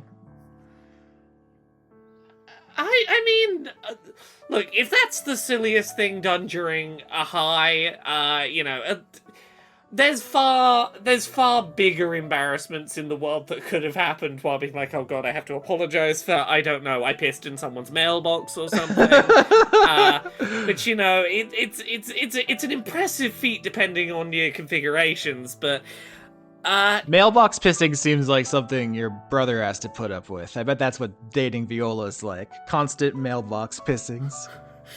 I hadn't considered that, but I don't think you're wrong. High five. Yeah. High five. Fuck that bitch. Yeah. Is it okay to ask what the deal there is? With what? With the mailbox pissing, I guess. No, with your draconic form situation. Oh, I just I'm not draconic like most of the people here. Like I have a draconic family. I have dragon family members, but I'm not a dragon the same way most people are. People are weird about it sometimes. Yeah, I can see how that would be a thing. I realized that we did, there was probably several points where we shouted at the Cymbalines as not being dragons, and that was probably not ideal. Yeah, I was a little high for a lot of that, but presumably if you had not come to find me and give me a sword and be nice to me, I probably would have joined the Cymbalines and whatever they were doing to fuck you up. So Yeah. Yeah, I recognize in hindsight that was kind of fucked. I was pissed off they kept stealing my stuff, but that doesn't change that that's kind of fucked. I think dragons have a privilege of not having to worry about optics as much. Presumably, anybody who talks shit to you, you can just melt with your breath. But most of society, elves, dwarves, halflings, orcs, they all have strong feelings about the way people look, their size and shape. So I guess I just get defensive and particular about my size and shape sometimes. Well, they're being ridiculous, and if any of them give you trouble, I will melt them completely. that is a service I offer. Wow, that's powerful. I didn't realize you present as kind of like, oh, I'm a nerdy professor. Oh, I dropped my glasses. Oh my. Oh, yeah. Oh no, I dropped my glasses. I need those to see where I'm gonna direct my breath at. Pew pew.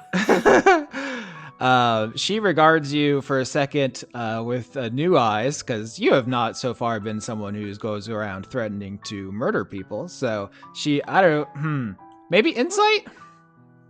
Yeah, let's roll insight. Why not? 11.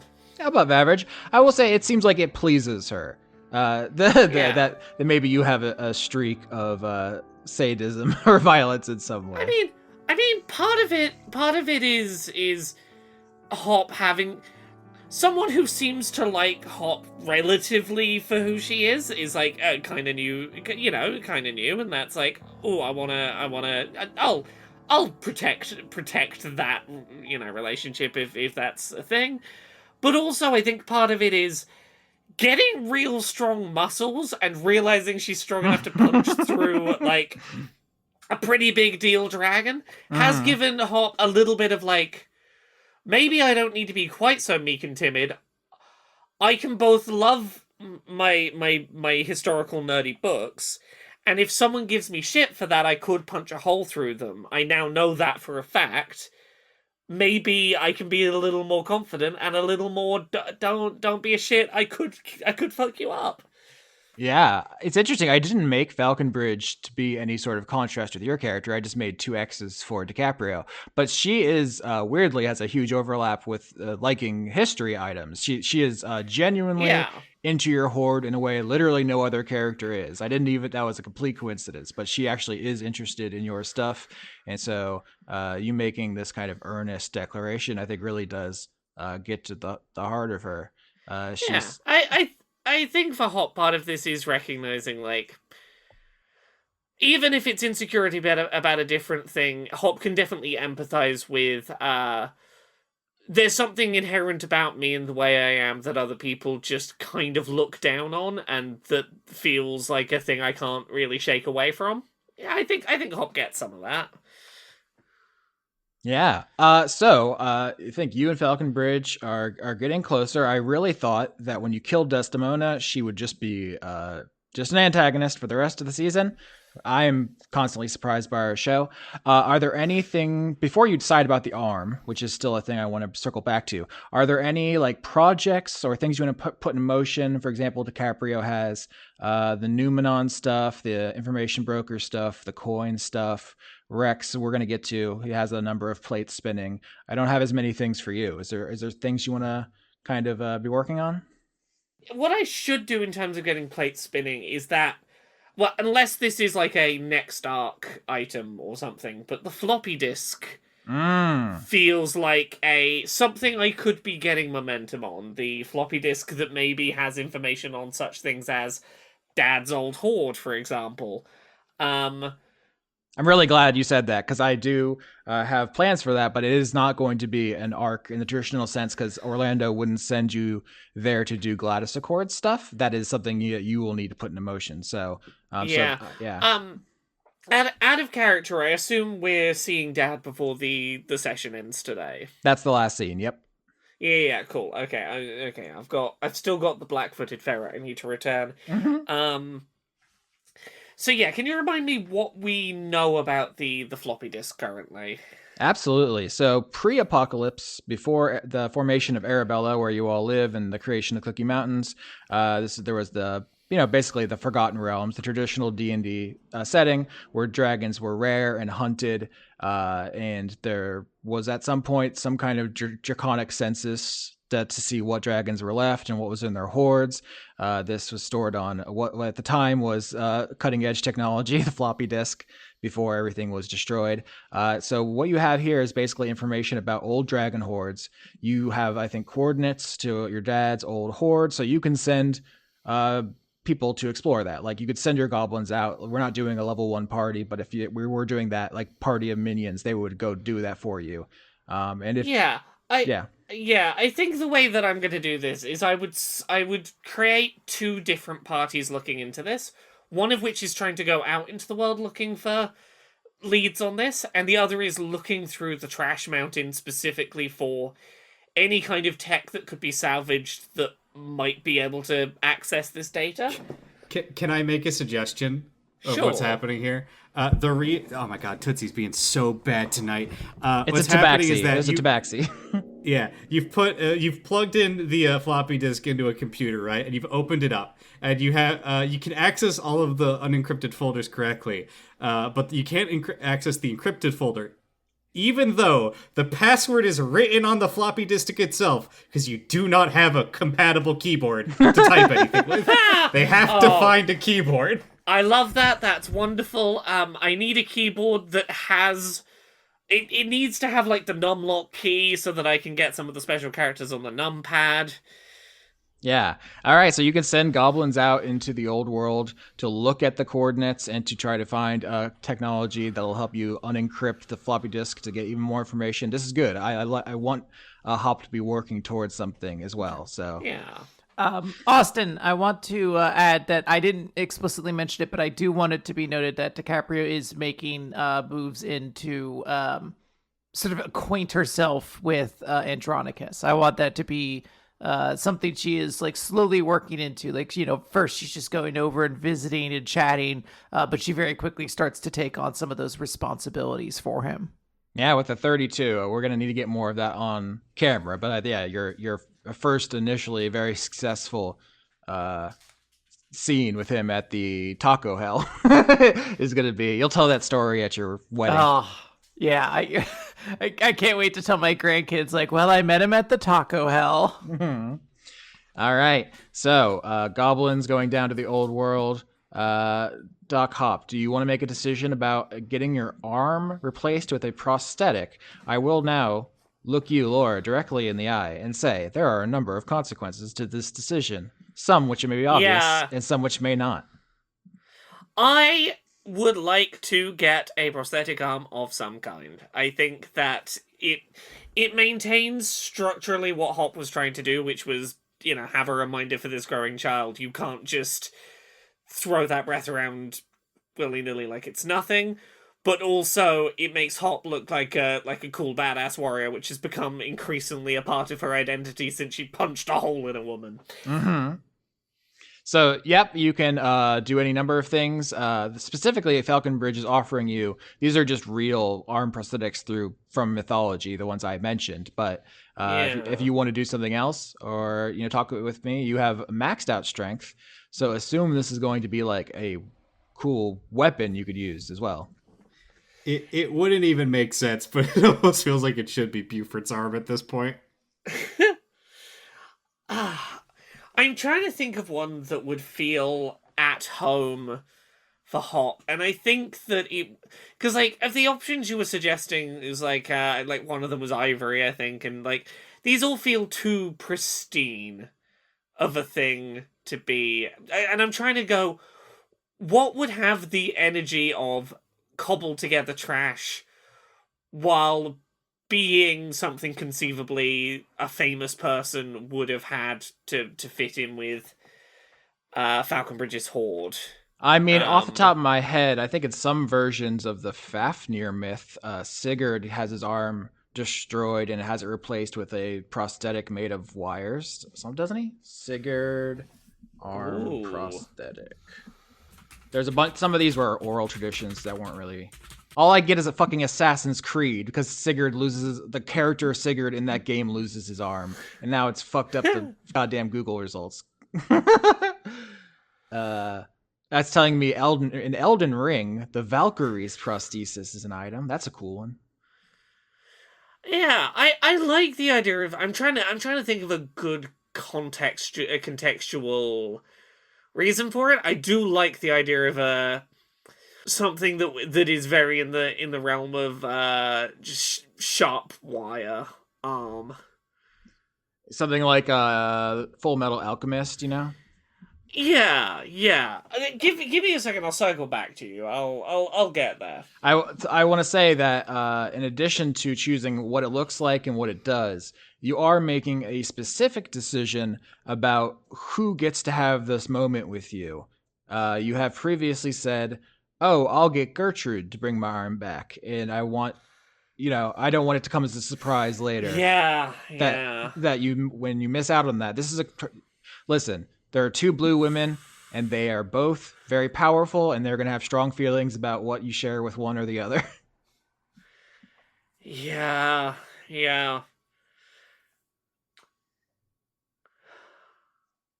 Look, I think where I'm landing is one of those blue women. One of those blue women comes with a weird power dynamic of at one point I owned you, and that's probably going to do weird things to the dynamic. Oh yeah. One of them is you were present and genuinely had an interest in my stuff and never tried to trick me into fucking over my own life, and that's appealing. So far. She did try to beat you and your siblings to near death with a hammer. Yeah, but like, I'll cycle back around. I mean, we could do that the same scene where DiCaprio decides whether or not to use the pearl. I'm giving you all so many choices. Yeah. Yeah. There's sure. gonna be some Dan choice that he also has to hold on, give me a second to think about this, and then all at the end we're gonna make all of our very important decisions with big consequences. Yeah, Rex is grocery shopping and he gets asked if he wants paper or plastic as his bag, and he spends 3 hours deciding. Hyperventilating into both bags. All right. While you two are thinking, Dan. Me. 3 to 5 years. What do you do? Well, I think we have to start with what is happening, because that is going to drastically affect what occurs over these 5 years, since I've already referenced, things get a little weird for Rex after this. Mm-hmm. I don't know. How do you want to lead into this scene, Austin? I mean, it's your character. I would just say if it was my character, I would just say we open on Rex Maximus at a funeral. I think we open at the end of a funeral.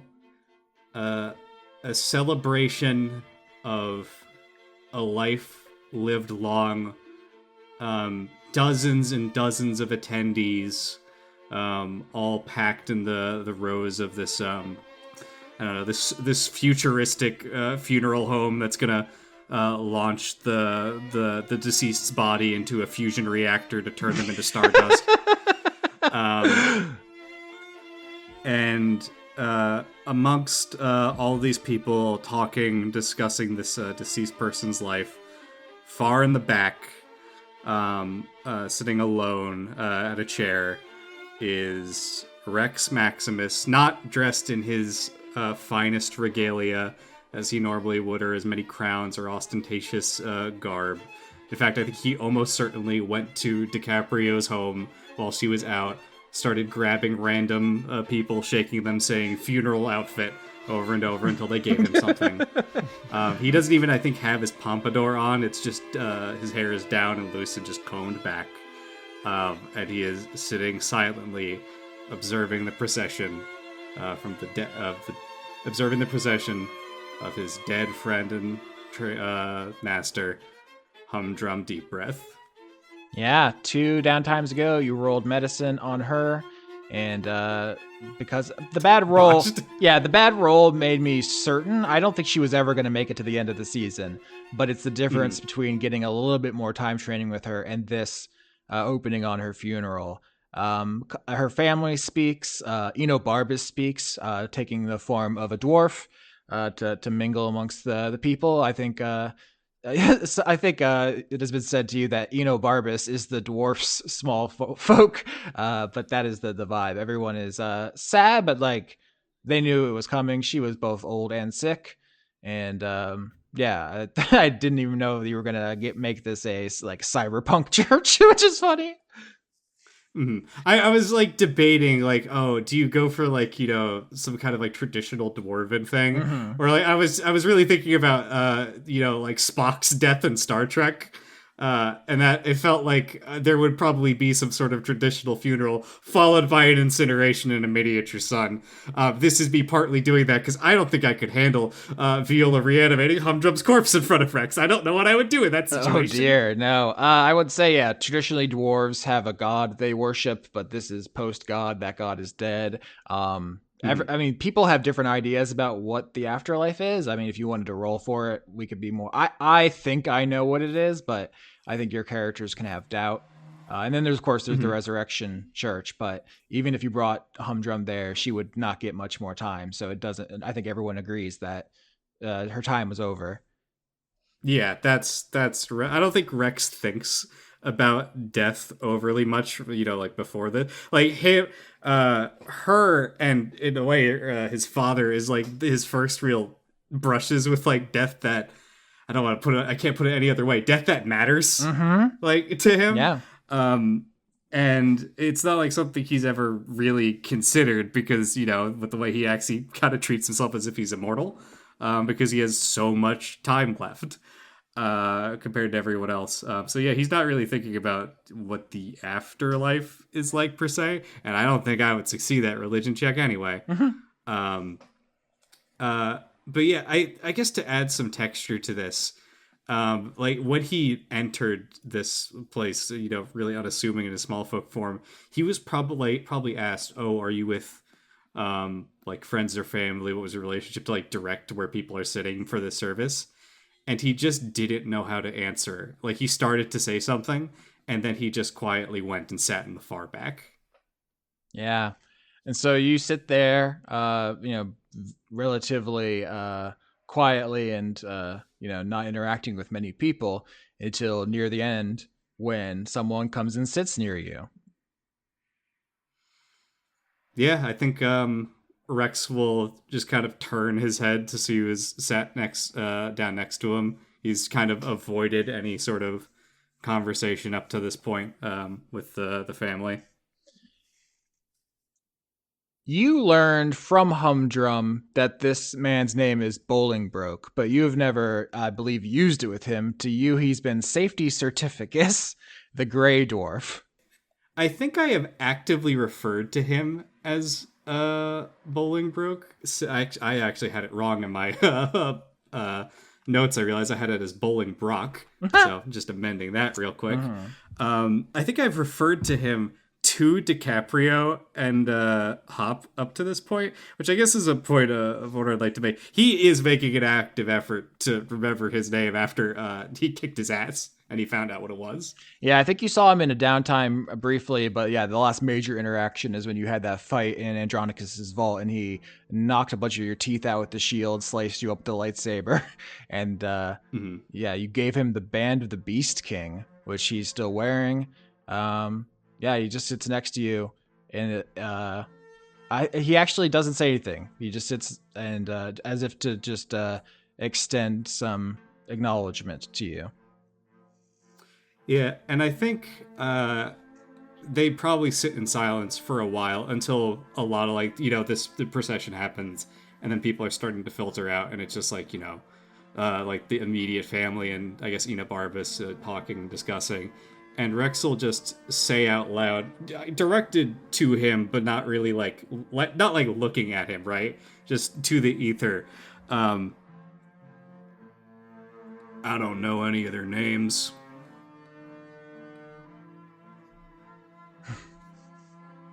They don't know your name.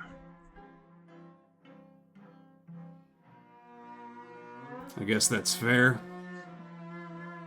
You know, I've been sitting here for a couple hours now, and,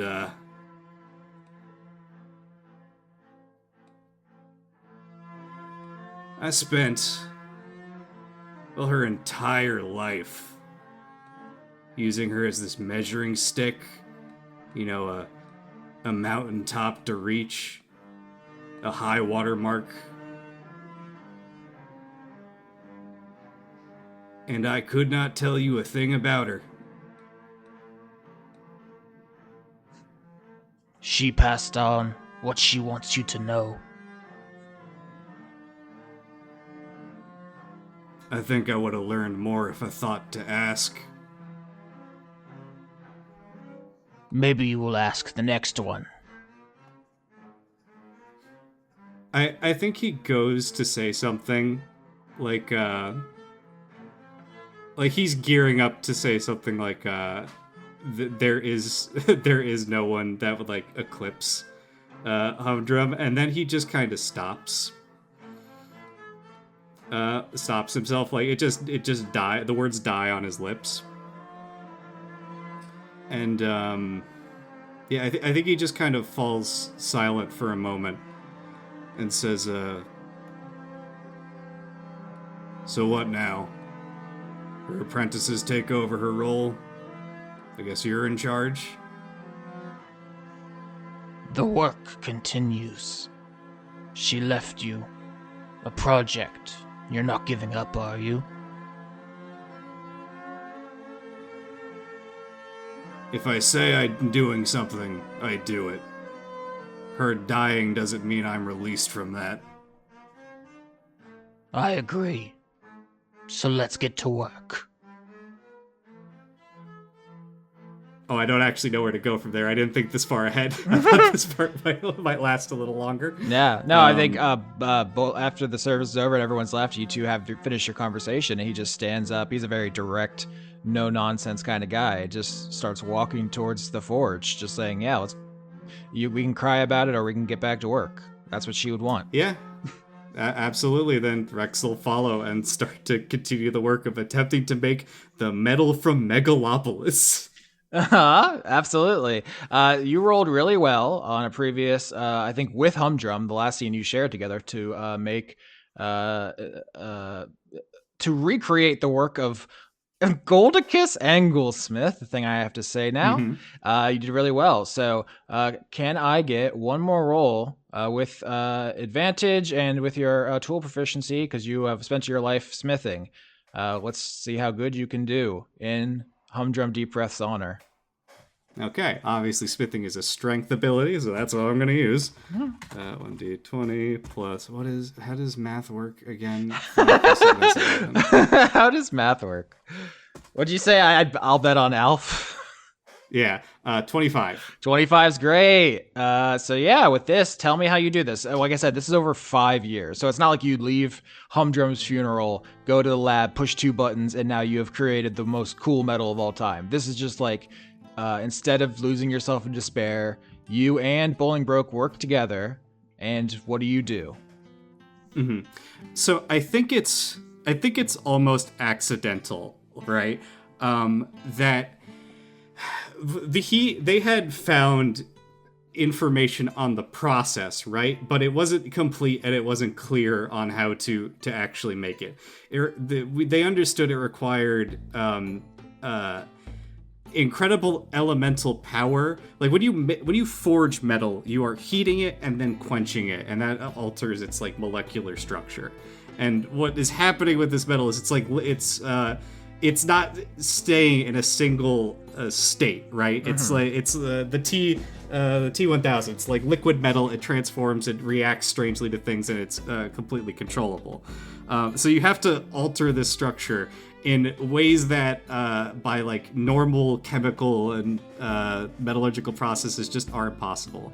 And I think this isn't so much like intelligent work as it's almost like by feel and instinct. And there are I think this is actually brought together by failure. Because I spent a lot of time thinking about what would this process actually be and why did it die out. And the reason it died out is because the resources to actually do it had died out with it. And that it is intrinsically tied to dragons. And by that I mean you have to heat the metal in something inherently magical and powerful and elementally tied, like dragon breath, and then it has to be quenched in something equally magical, like dragon blood. And Goldicus Anglesmith actively participated in the near extinction of dragons by hunting them for their gold, which is already innately bathed in their energy from dragons keeping it in their hoards, and then consecrated his forges and quenched the metal with their blood. And the way this happens is that through, years of trying, failing, and getting close and just missing this final step, Rex, without, his signet ring that protects him and allows him to break through objects with his bare hands, just starts hammering down on these molten pieces of metal in a rage until he splits his hand open, bleeds all over the place, and it finally, I guess, you ever see in chemistry where a chemical solution crashes out of solution, something that's clear will instantly turn solid purple. That is what occurs there. It's like a complete release of magical energy as it forms into, I guess I will say it like this because I'm looking at one right now, a lava lamp-like flowing liquid metal. Yeah, I think in a previous episode you said it was nanomachines, son, and you just said like the Terminator from Terminator 2. Lava lamp's also good. It is metal, but it is also like free-flowing draconic will. And I think Bolingbroke says, "What do you think a dragon is?" A dragon is power unbound. Exactly. Most people think it is just a big lizard. But it is will, it is force, it is power. It just has to take a shape for convenience, for interacting with the world. It can be metal as readily as it can be flesh. And now, through you, it is both.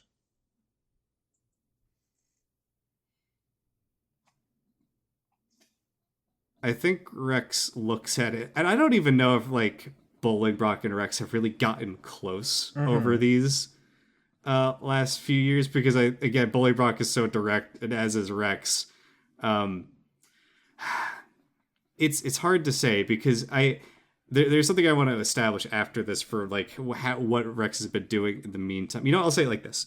I think following after the first immediate work at the forge, when Rex went home to his small folk, right? Probably what immediately happened is that he chose to not turn into a dragon for reasons he doesn't really understand. It just didn't feel right to him in the moment, and he went to see DiCaprio first, and finds out, oh, she's busy right now with her duties, and the same thing with Hop. She was occupied with her attempts to figure out why there were corpses falling down from the sky on her house. They had things to do, and the same thing goes for Viola. She was preoccupied with delicate skeletal reconstruction. Didn't need him bothering her. And as he goes down that short list, he realizes there is no one else that he is really connected to on his level in his life. He is completely alone besides that.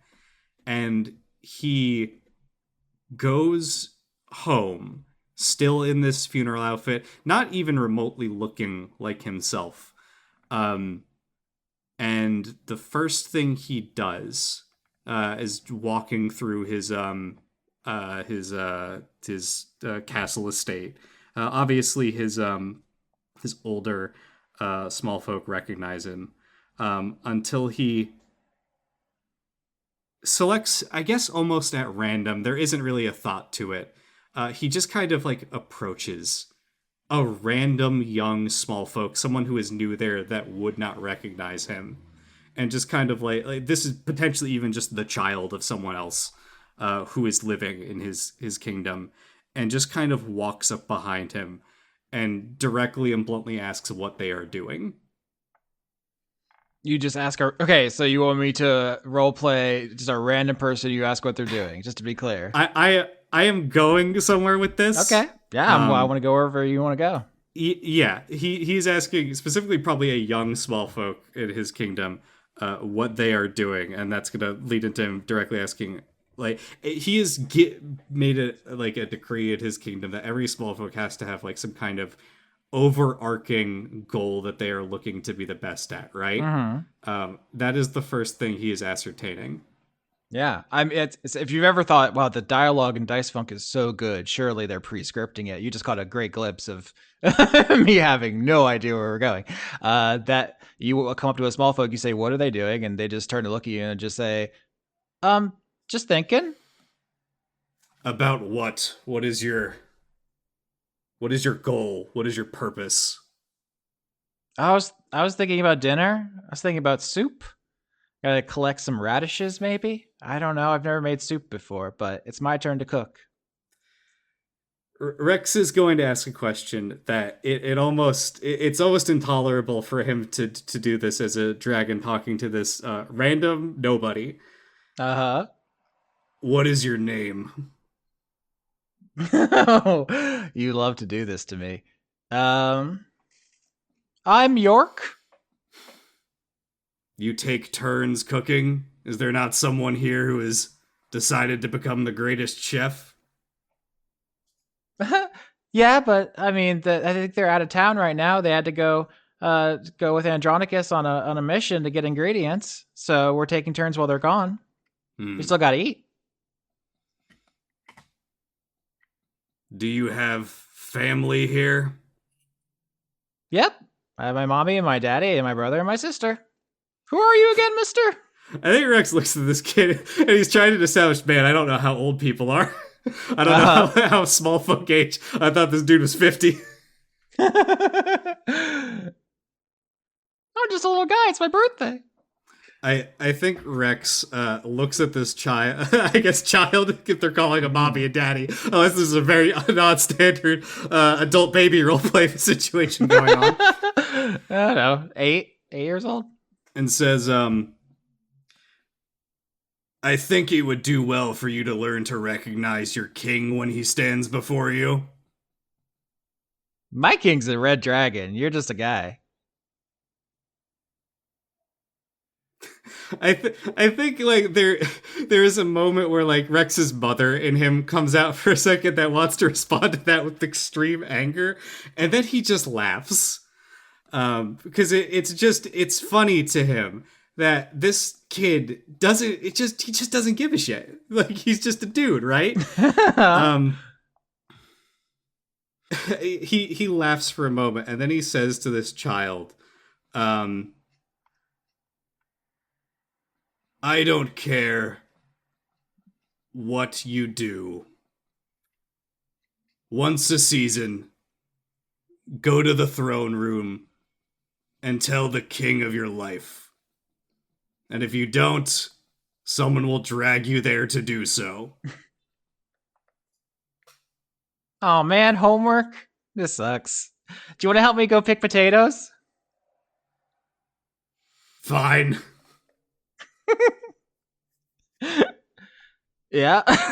Okay. Now I have to keep track of another named character. This guy's gonna grow up and he's gonna save you at the last moment. He's gonna dive in front of Desdemona's killing blow in the last episode. Now, good job. I guess what I'm trying to establish is Rex is, because of this, attempting to make an effort. Yeah. Even if he doesn't really know how. But what that goes back to is maybe Rex has learned a little bit about Bolingbroke throughout this. Not much. Just because like I don't really know if like you could call them friends. Maybe Bolingbroke would have a different view on this. But Rex obviously fully respects Bolingbroke's abilities and skill, and at him saying that Rex did this, he simply shakes his head and says, "No, I didn't. Humdrum put me on a path a lifetime ago, and I'm just the hammer that finished her work." Yeah, Bolingbroke is a very taciturn guy. He doesn't say much, and what he says is often weirdly cryptic. I think you've made fun of me before about like he keeps saying weird, odd shit.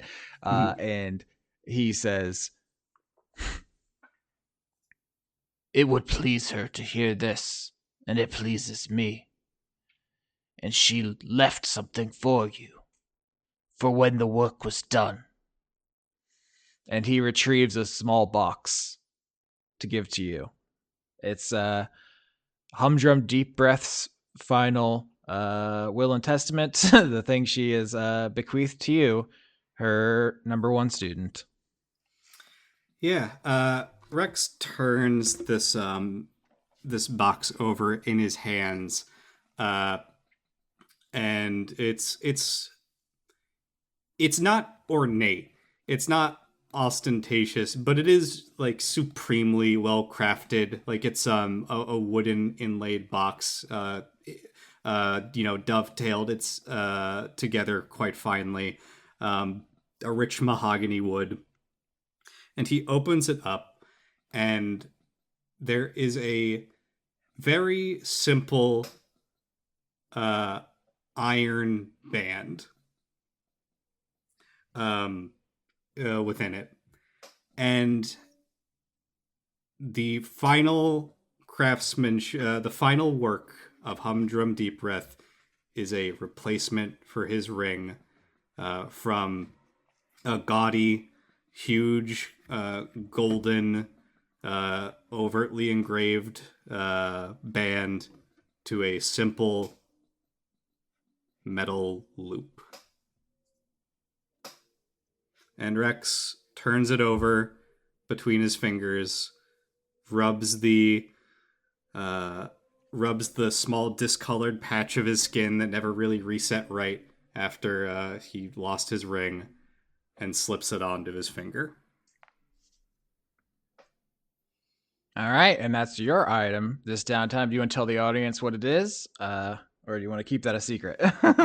Humdrum Deep Breath knows Rex inside and out. He was not a complex creature, and she knows that his biggest threat in any situation is someone casting a spell at him that he can't simply shrug off with his scales or get lucky from his many conflicting curses.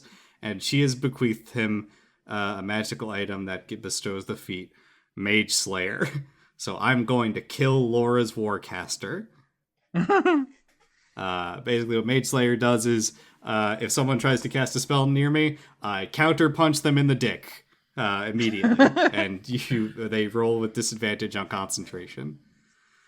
Please don't use that against me. I would like my ability to work, please. Nah. Why are you stopping me concentrating? I don't understand. No spells, no more. My spells will punch good. It's like two siblings deciding who gets Pokemon Red and who gets Pokemon Blue. And it's like, I want Scyther. Come on. Why you gotta be like this? I think Rex slips this onto his finger, and then he looks at the magical metal, and then he looks at he looks at Bolingbroke and just says, "What now? You have your medal, the greatest work of the greatest smith to ever live completed. And the main thing you need from it is dragon blood." The work is over, and so the work continues. And you see, because you've been coming to the workshop, every day for years working on this, And sometimes your small folk bring you stuff. Sometimes it's just like food or, a pair of tongs you left. And you see there are a couple of letters. And he points at one like casually. And you see it is a missive from the ambassador Catwing, who you saved at Desdemona's party, offering you a wish in exchange for the death of the hated steam genie Gertrude the boiler, who is killing so many people with her powers. And Bolingbroke shrugs and says, "There will always be more blood."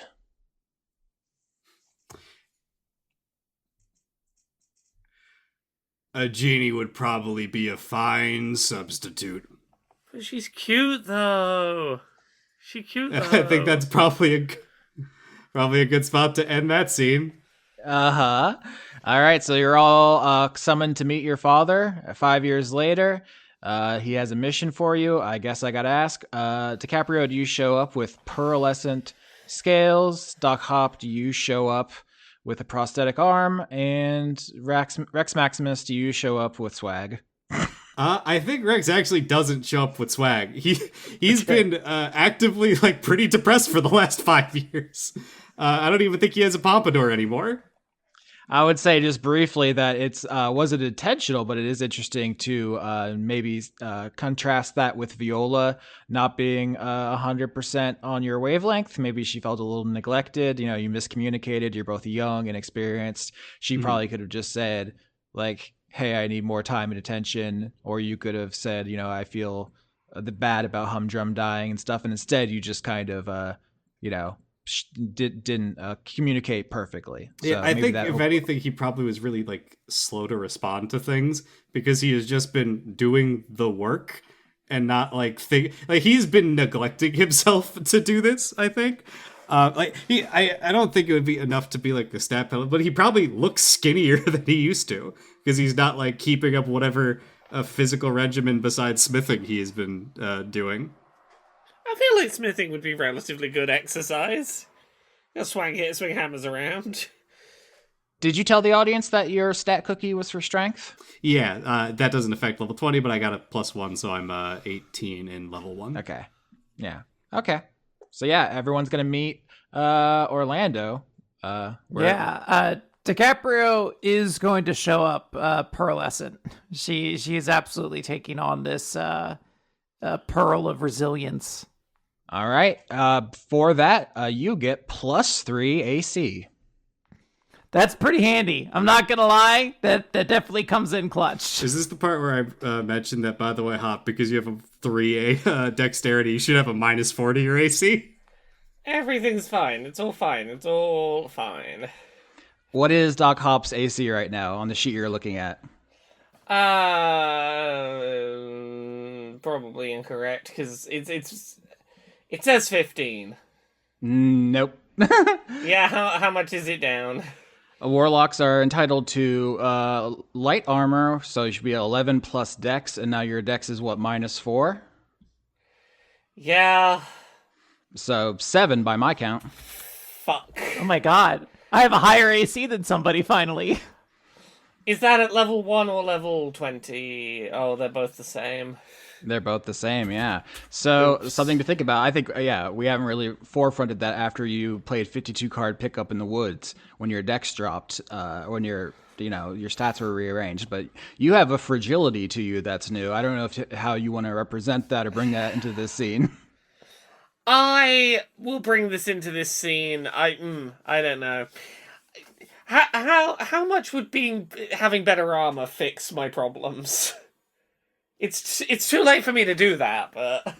Well, you're a warlock, so you're only starting with light armor, but you could take the feat moderately armored, I believe it's called, get medium armor proficiency, and then that would raise your DC, your AC to whatever that is. Or for heavy armor, in fact, because you have max strength, that's what I would do. Take heavily armored, and then there is no dexterity component to that.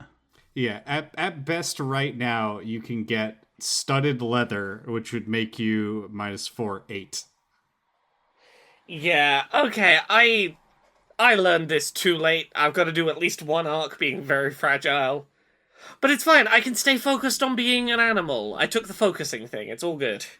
Yeah, I like that. I mean, I think it would be less interesting if anytime you had any negative to your character, you immediately curtailed it. Let's get at least a little bit of that expression. Now, if you do get plate armor, you're essentially turtle moding it if you fall over, because I don't think you're getting up with that 3 dexterity. Yeah, so the lightest heavy armor, that's a very confusing way to say it, 14, the best 18. So, yeah, I mean, you're a dragon. You could probably get some nice-ass armor if you apply yourself to it. But let's paint this picture here. The 3 of you have been summoned by your dad, probably to DiCaprio's, I think, of all the places, because that's... Oh, yeah. Did you want me to answer about the prosthetic? Yes, About that's what I'm... Yeah, okay. That's what I'm building up to. So where is this scene taking place? And then DiCaprio, you're walking in and you look different, and then Hop, you walk in and you look different. That's like the kind of the picture I'm trying to summon. Well, can I show up last because I want to make a annoyingly late grand entrance? Sure. Because I imagine I have some kind of like welcoming chamber that Lace just directs Dad and Rex and eventually Hop to, that I will eventually like descend, like I'll swoop in from the ceiling and then like have a very radiant and dramatic flourish. But you got to save that for the end. You can't I can't be the opener. Hop's showing up a little bit drunk, and that's definitely an in-character choice that's happening because she is in part nervous about how Dad's going to respond to the noise of the news of the missing fabricator, part because of the arm situation, and definitely 0% to do with Laura being immediately drunk between scenes.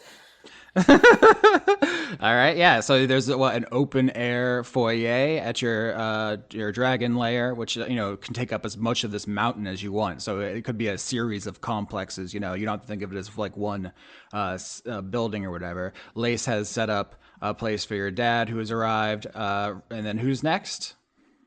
Probably Rex, right? Yeah, I guess Rex gets there first. I think Rex does kind of look... I would say drained is the best way to put it. Like if he's like lightly on fire at all times, right now it's just smoke drifting off of him. He looks tired more than anything else. And yeah, he just kind of slinks into the foyer and says, "Oh, hi, Dad." Maximus, my boy, late night. Haha. Late nights, early days. How's dealing with or preparing for Desdemona? Oh, that's what I've come to talk about. I'll wait until your sisters arrive, but you're being responsible, aren't you? No, not going to show up to one of our meetings with 10 eggs, are you? After those late nights? God, Wolf, Jesus, fuck, how would you... I think, Rex, No, Dad, I'm not getting laid. I'm just depressed. Yeah, I think Rex chuckles a little bit and says, "Don't worry, I always use protection." And he pulls out like a shield from in between his scales, from probably right from the forge he just came from. Classic smithing joke. Hop is at this point, I think, going to walk in, and she does have a new prosthetic arm. And I want to talk a little about why she has that arm, because obviously the choices were between the prosthetic and waiting around to wish for Gertrude to make a new arm. And Hop's logic coming into this is, right now we have 2 things that we need a genie to fix. Hop's arm and her sister's coin curse addiction. And Hop's basically worried, A, what if Gertrude comes back and I ask her for a bunch of wishes right away, and she thinks that I'm only glad she's back because I want her to be my wish granter? B, still a little scared to ask for wishes in case they backfire. Third, a little worried of, what if Gertrude just thinks Hop was secretly, only let Gertrude go to get transactional wishes later? you know, You're on 4 now for reference, or 2. yeah, that's fine. In canon. Hop is drunk. It's fine. I like Yeah. that if you follow the kayfabe of this episode, someone came by and just injected lore with brandy in between scenes. Oh, just hook me up with an IV in between scenes. It was great. Yeah. Basically, Hop is just going, I would rather only ask Gertrude for, like, one favor wish, to not scare Gertrude away asking for multiple. Also, there might be a genie on another side of a war that one of the siblings is aligning with, so not gonna rely on the Gertrude thing. To be fair, I don't think Hop knows that Rex may or may not have just agreed to kill her. That's fair. So yeah, Hop comes back in with a new prosthetic arm that I was trying to think of, like, what would be like a famous person's arm that would fit Hop. And what I ended up landing on was, like, Furiosa's arm from the Mad Max film, something that's like scrap metal, clearly prosthetic, sharp and heavy, something dense to punch with. And the logic I had was that this is something like the famous arm of a famed warrior blacksmith who lost his arm in the middle of a war, just cauterized the wound, smithed himself a new arm in the middle of the battlefield, and went right back out to fight. And that's now Hop's arm. So Falconbridge went and sourced that. That wasn't in her collection when you two were talking about prosthetics, but that's a gift to you, kind of a symbol of where you two are at. I have sent you the stats for that arm. It is a natural weapon for which you are proficient, and with your maxed out strength, you are a very unusual warlock. I think that. I now have a 2d6 punch on me, which is great. A plus 2d6. What have I got? 2d6 plus 5 damage and a plus 13 on punch. It's big for your level 20 character to use your cool metallic arm. Yeah. Yeah, let me tell you, real fun to punch people with a metallic arm. Been there. It is, right?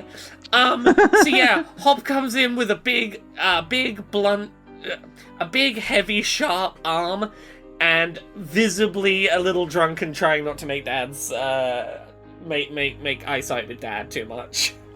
Yeah, you land in the foyer, immediately start housing drinks to canonically become as drunk as Laura may or may not be. Lace is bringing them out to you as fast as they can, and you're just going at it. Your dad sees the arm and says, Optimus, I see you finally settled on a solution. Not one I would have picked, but interesting nonetheless. You see he kind of bends his Gila monster head to show you like a scratch along his eye, and he bends his wing to show you like a burn mark on his wing, and then he shows you a cracked claw on his hand, and he says, I've been having some scraps myself recently. With Desdemona gone, all of her enemies have come calling. It's been quite a hectic couple years without her, but I've kept all the old skills sharp, so I guess I have you all to thank for that. Oh, I have a thing for you. And Hop releases the black-footed ferret. Oh my lord, look at it. It's so fuzzy. Right, and it's yours, and you love it. Hold on to that feeling, Dad. Hold on to it. Yeah. He immediately... You know what's conceptually funny? I just looked this up because I was curious about it. I think we said this has been like a 5-year time span. They only live for like 5 years. So it'd be funny. Oh, look what I got you. Just a dead ferret. No. It's your baby ferret has come back fully grown, ready to be loved. I was going to say that, yeah, it could have been you brought in the ferret earlier in these scenes or so forth. I was going to actually specifically bring up giving that hag staff to Viola, which you could establish happened earlier canonically. But also, this is a world of mystery and magic. You know, perhaps you've put the black-footed ferret into some sort of stasis while you were waiting to see your dad. Also, just time works differently for dragons. You forget things. You know? Yeah, she found a cryo tube in the dumpster. The ferret, it's been waiting for all this time. It comes out like the fucking cinematic from StarCraft 2 reveals. Yeah, it's about damn time. Or in ferret language, squeak. I'd been using it this whole time, the cryo tube, to keep the dead bodies that had been falling outside my place fresh, just in case they were a clue to a mystery I needed to solve. Sorry, Dan. I do have to ask, does anyone know what the sound ferrets make is onomatopoetically? So, cats meow, dogs woof. Do you know what sounds ferrets make? I'm going to have to say squonk. I'm going to say that's it. It's pretty close. The squonk is actually a Pennsylvania cryptid, so you can't take that. It cries a lot and runs away. Yeah, it's you, Quinn. Yeah, it's me. I'm in the woods sometimes in Pennsylvania, and they call me the squonk.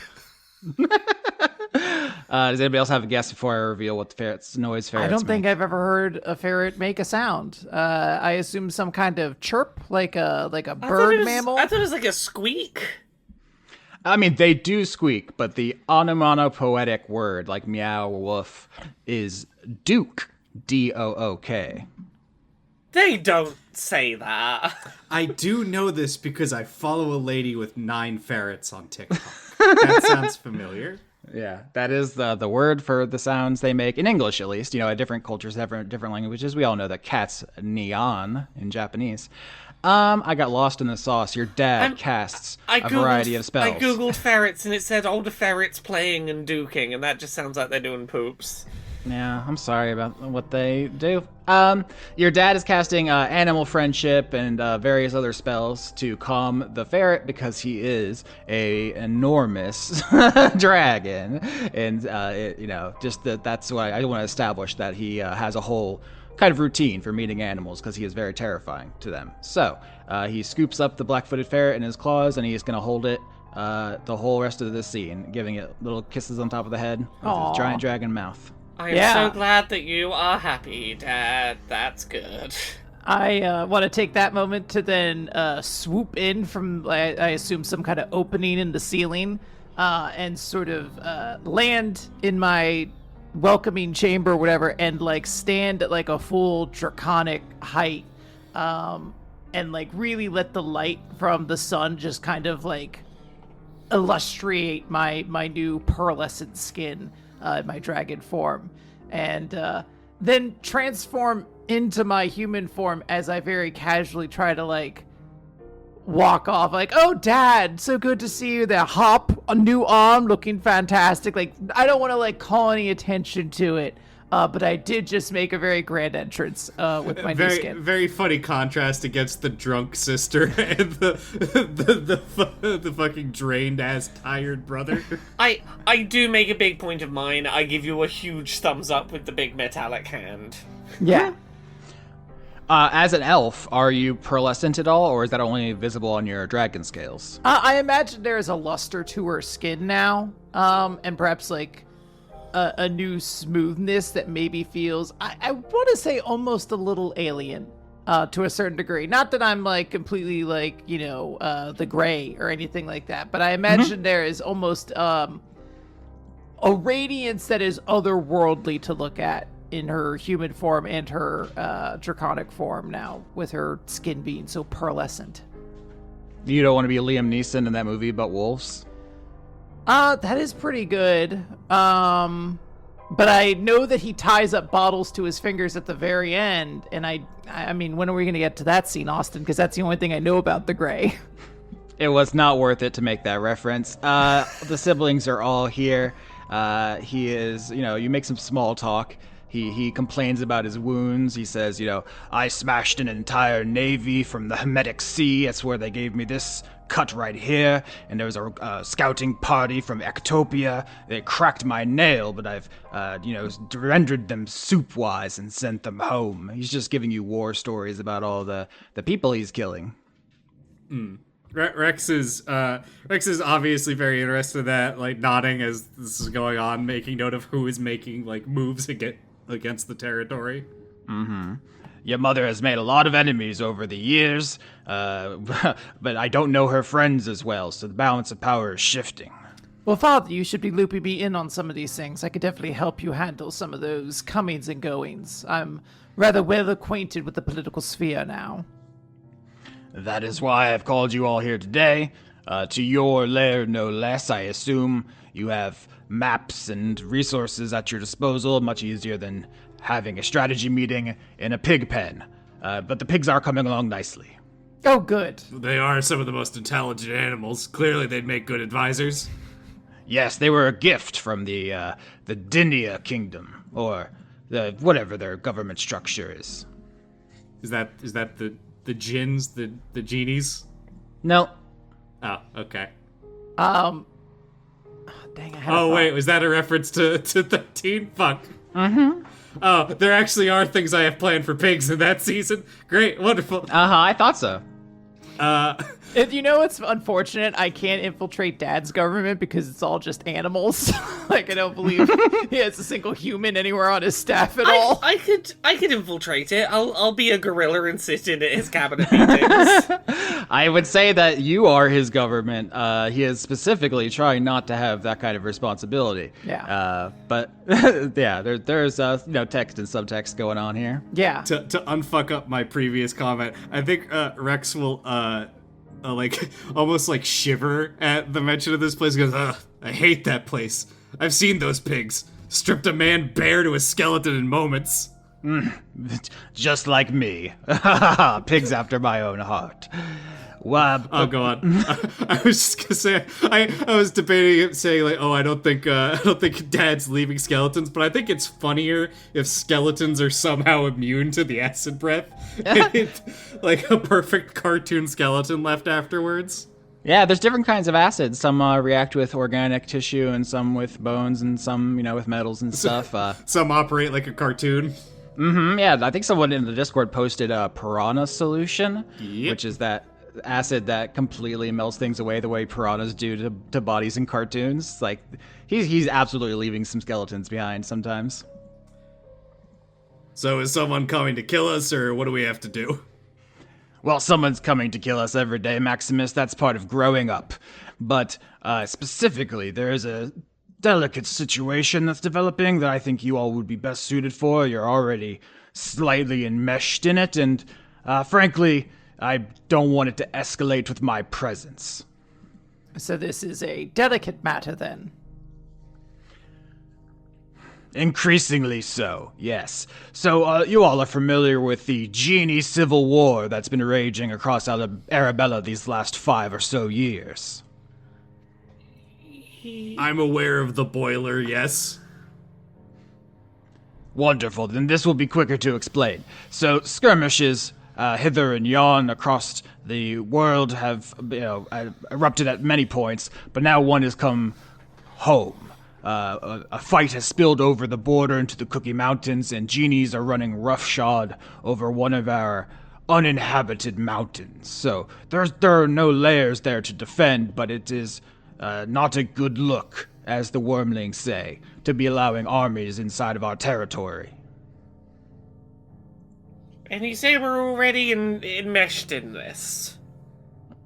I believe so. I've heard, correct me if I'm wrong, that you met some of these genies at the ill-fated Desdemona gathering. Yes, we are mildly acquainted with a few of them there, and some of the trials and tribulations that seem to be going on between the genies and the small folk. I don't know about sides, but I have one who's been leaving dead bodies outside my door. Yeah, she's been boiling a lot of people alive. Well, I don't care about either side. As far as I can acid them, melt the flesh from their bones. Your mother would probably have stronger opinions, but you killed her, so she's not here. Maybe she'll make some adjustments when she gets back, but I need this fighting off of our mountain. We can get that handled. There's no need to bring Desdemona into that. We're certainly capable of de-escalating a couple civil wars. I mean, we're not children anymore, Father.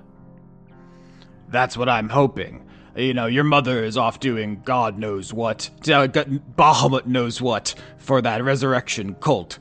But she'll be back eventually, and we'll all have to answer for what we do. But I do not care for the politics of the genies. It doesn't matter to me who wins. I need the fighting to stop. A simple enough ending. Twere it only so simple. There is, unfortunately, a complication. Oh. I've received some rather disturbing reports that some dragons were seen on this uninhabited mountain, cavorting amongst the genies. Obviously, I cannot allow this to continue. No one could be making these sort of choices without my approval. You know how it would make me look. Do we know who? Not this time, but in addition to stopping this conflict and vacating our mountain, I need you to identify which dragons are going against me. DiCaprio is going to kind of quirk an eyebrow to that, and just sort of mentally push away a thought she was having. Hop is gonna look to her siblings and be like, Is this where we break the seal on the other news we've got? Yeah, in the sibling telepathic group chat. Oh yeah, I can put you in the group chat.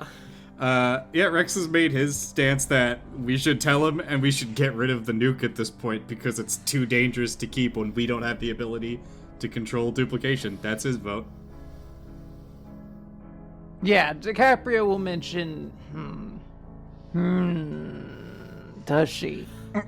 I just kind of made a ploy to usurp my mom again. I don't want to look weak and then in front of Dad and then be like, well, we also lost this thing. Now, to be fair, Sycorax lost it because we didn't even know how it worked. Yeah. Hop is on team Tell Dad as well, which I think makes this a 2 against 1. We didn't even know where this thing was. We can't be held responsible for it having gone missing. Yeah, I think DiCaprio is just gonna kind of stay quiet while you do this because she doesn't want to implicate Sycorax in all this. That to her is like an ally. Hop's gonna do it and go, okay, Dad, there isn't a better time for this, so I'm just gonna say it. The duplicator's been stolen. Your dad just stares at you, wide-eyed for a moment, and then reaches down with his enormous claws and covers the ferret's tiny little ears so it doesn't get spooked. When he begins shouting quite angrily, Remember that you like the ferret and that you're happy.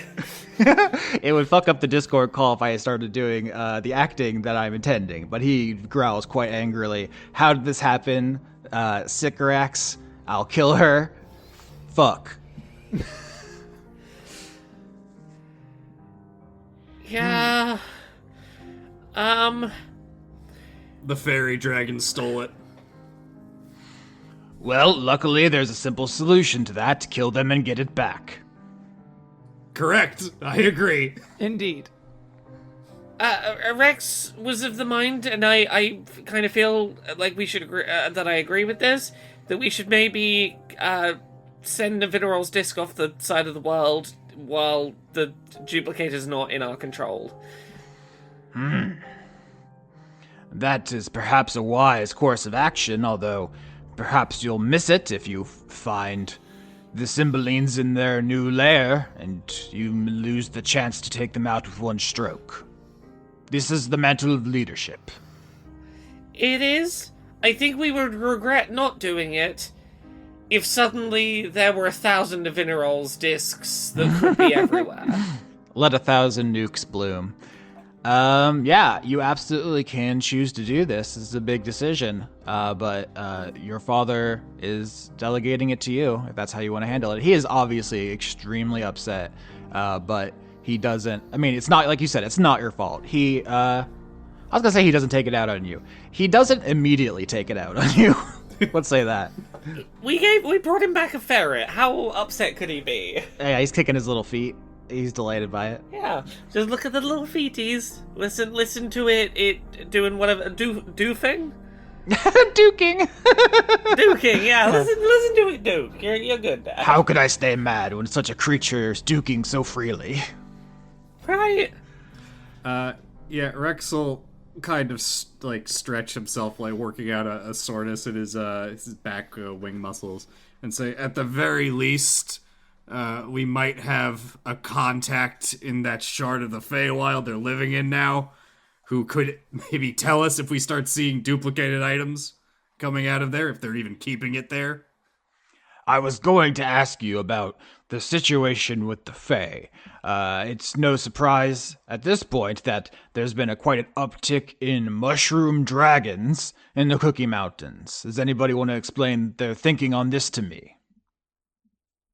So, the realm that the Fey dragons lived in was luring green dragons to their death, and there's been an effort to, at the very least, allow those dragons to rise again in some fashion, perhaps in a new evolution of our species, to a certain extent. The relationship between dragons and their small folk can already be quite fraught. This is another factor that I've not prepared adequately before. There are dragons who are not dragons amongst us now. I hope you all know what you're doing. I made it quite clear when I met Chorus, the role a dragon plays. I can only hope that they heed me, or what's another pile of dead bodies? A Tuesday. It's Thursday, actually. Go to your room, Maximus. I don't live here. Get out of DiCaprio. Get out of my rooms. Get off my mountain. Oh, look at him. He's showing his belly. Get a picture. Lace, get the camera. Lace, draw a portrait of this. Spend 12 hours making an oil portrait of this. It's like 200 times taller. Like Lace is painting a photo of just the bottom of his arms. It's gonna hang with pride of place with the family portraits. That's one of my favorite bits of Discworld, that they have cameras, including movie cameras. But what it is, it's just like a little trapped imp that draws that paints a painting really fast. And the way those crank cameras work is that it's just a whip that's whipping the demon to paint faster in the camera. Yeah, that's what I wanted to think is like, yeah, Lace is being commissioned to do an oil painting of the fair this scene, but it was just funnier for me to say to get the camera. All right, so you have tattled on Sycorax. You have your next mission. Anything else you want to say or do here? So, it was mentioned. Actually, hold on. I have a real question I want to ask. Dad, just to check real quick. The duplication item, I haven't had much of a chance to actually spend time with it. Is it an artifact? I don't believe you've ever seen the loom. Desdemona. I almost called you Desdemona. No, fuck it. That's in character. Freudian slip. DiCaprio. Oh, there's a moment of like DiCaprio's eyes like narrowing in, like when a cat sees something it's gonna kill. Your dad corrects himself and says, the loom left to us by GLADYS is an entire workshop, essentially. It was her life's work. You all know she was a kobold who gave us the gift of item duplication. It was supposed to be a secret, left only to the eldest dragon. I was keeping it a secret because I do not know how Andronicus wants to handle it when I pass it on to him. Maybe he still wants it to be a secret. So, yes, it is a room-sized loom I was keeping at Sycorax's in one of her temples. The important question I suppose I'm trying to ask here then is if, for example, a large explosive were to hit the area that the loom is at, would it likely be destroyed by said explosion? I believe enough of it would be destroyed. There may be parts of it that are invincible. I'm not an engineer. I have not dedicated my life to these things. So, for me... It would be rendered inoperable. Correct, yes. Please do not destroy the loom. Well, I think that's a point against taking the disc then, because if we can't extract an entire room...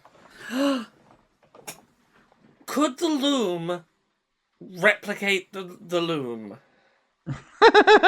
I do not think so, at least not without some other additional magics, because it would need to be put through its own machinations. This makes my head hurt. I'm not a scientist. Oh, that's like trying to get a dragon to eat itself at some point. No, you can do that. I did that to a guy. Fed him his tail. Oh! Squished him up real good. Good show, Maximus. I think that's where Rex like brightens up a little bit, remembering the time he forced someone out of existence by just sort of causing that sort of Ouroboros snake tail to wink out of reality. Doesn't really understand what occurred there. You ran into some SCP nonsense. But yeah, that's I think Rex has his marching orders and says like turns to his sisters and kind of goes, so are we gonna try to end this peacefully? Show of force, tell them to get off our land and deal with it themselves. Personally, I would vote for send your strongest champion out, have them kill each other. Whoever wins takes the fight, the rest surrender. Yes, the Mortal Kombat approach. The entire mountain is consumed in war.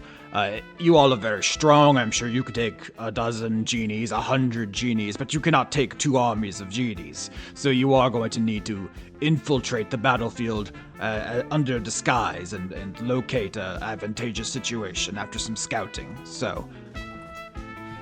I'm just thinking about that World War II Superman comic where I think kidnaps Hitler and forces them to negotiate peace. Sure, something like that. I guess to end the episode, because we'll talk about the Genie arc next episode, are you all getting rid of Navinaral's disc? Yeah, that's Rex's vote. He doesn't like the disc in general, and it's just a threat at this point. I agree, particularly given that we can't risk blowing up the loom. Because if we could, the disc does feel like a good solution to the loom problem. But if we can't do that, yeah, get rid of this thing. It's looming large. I think we can all agree. Ah. Austin, I cast Major Image. Fuck off! I knew it. I knew it. I'm going to pretend to drop the nuke off and drop an illusion off the side instead.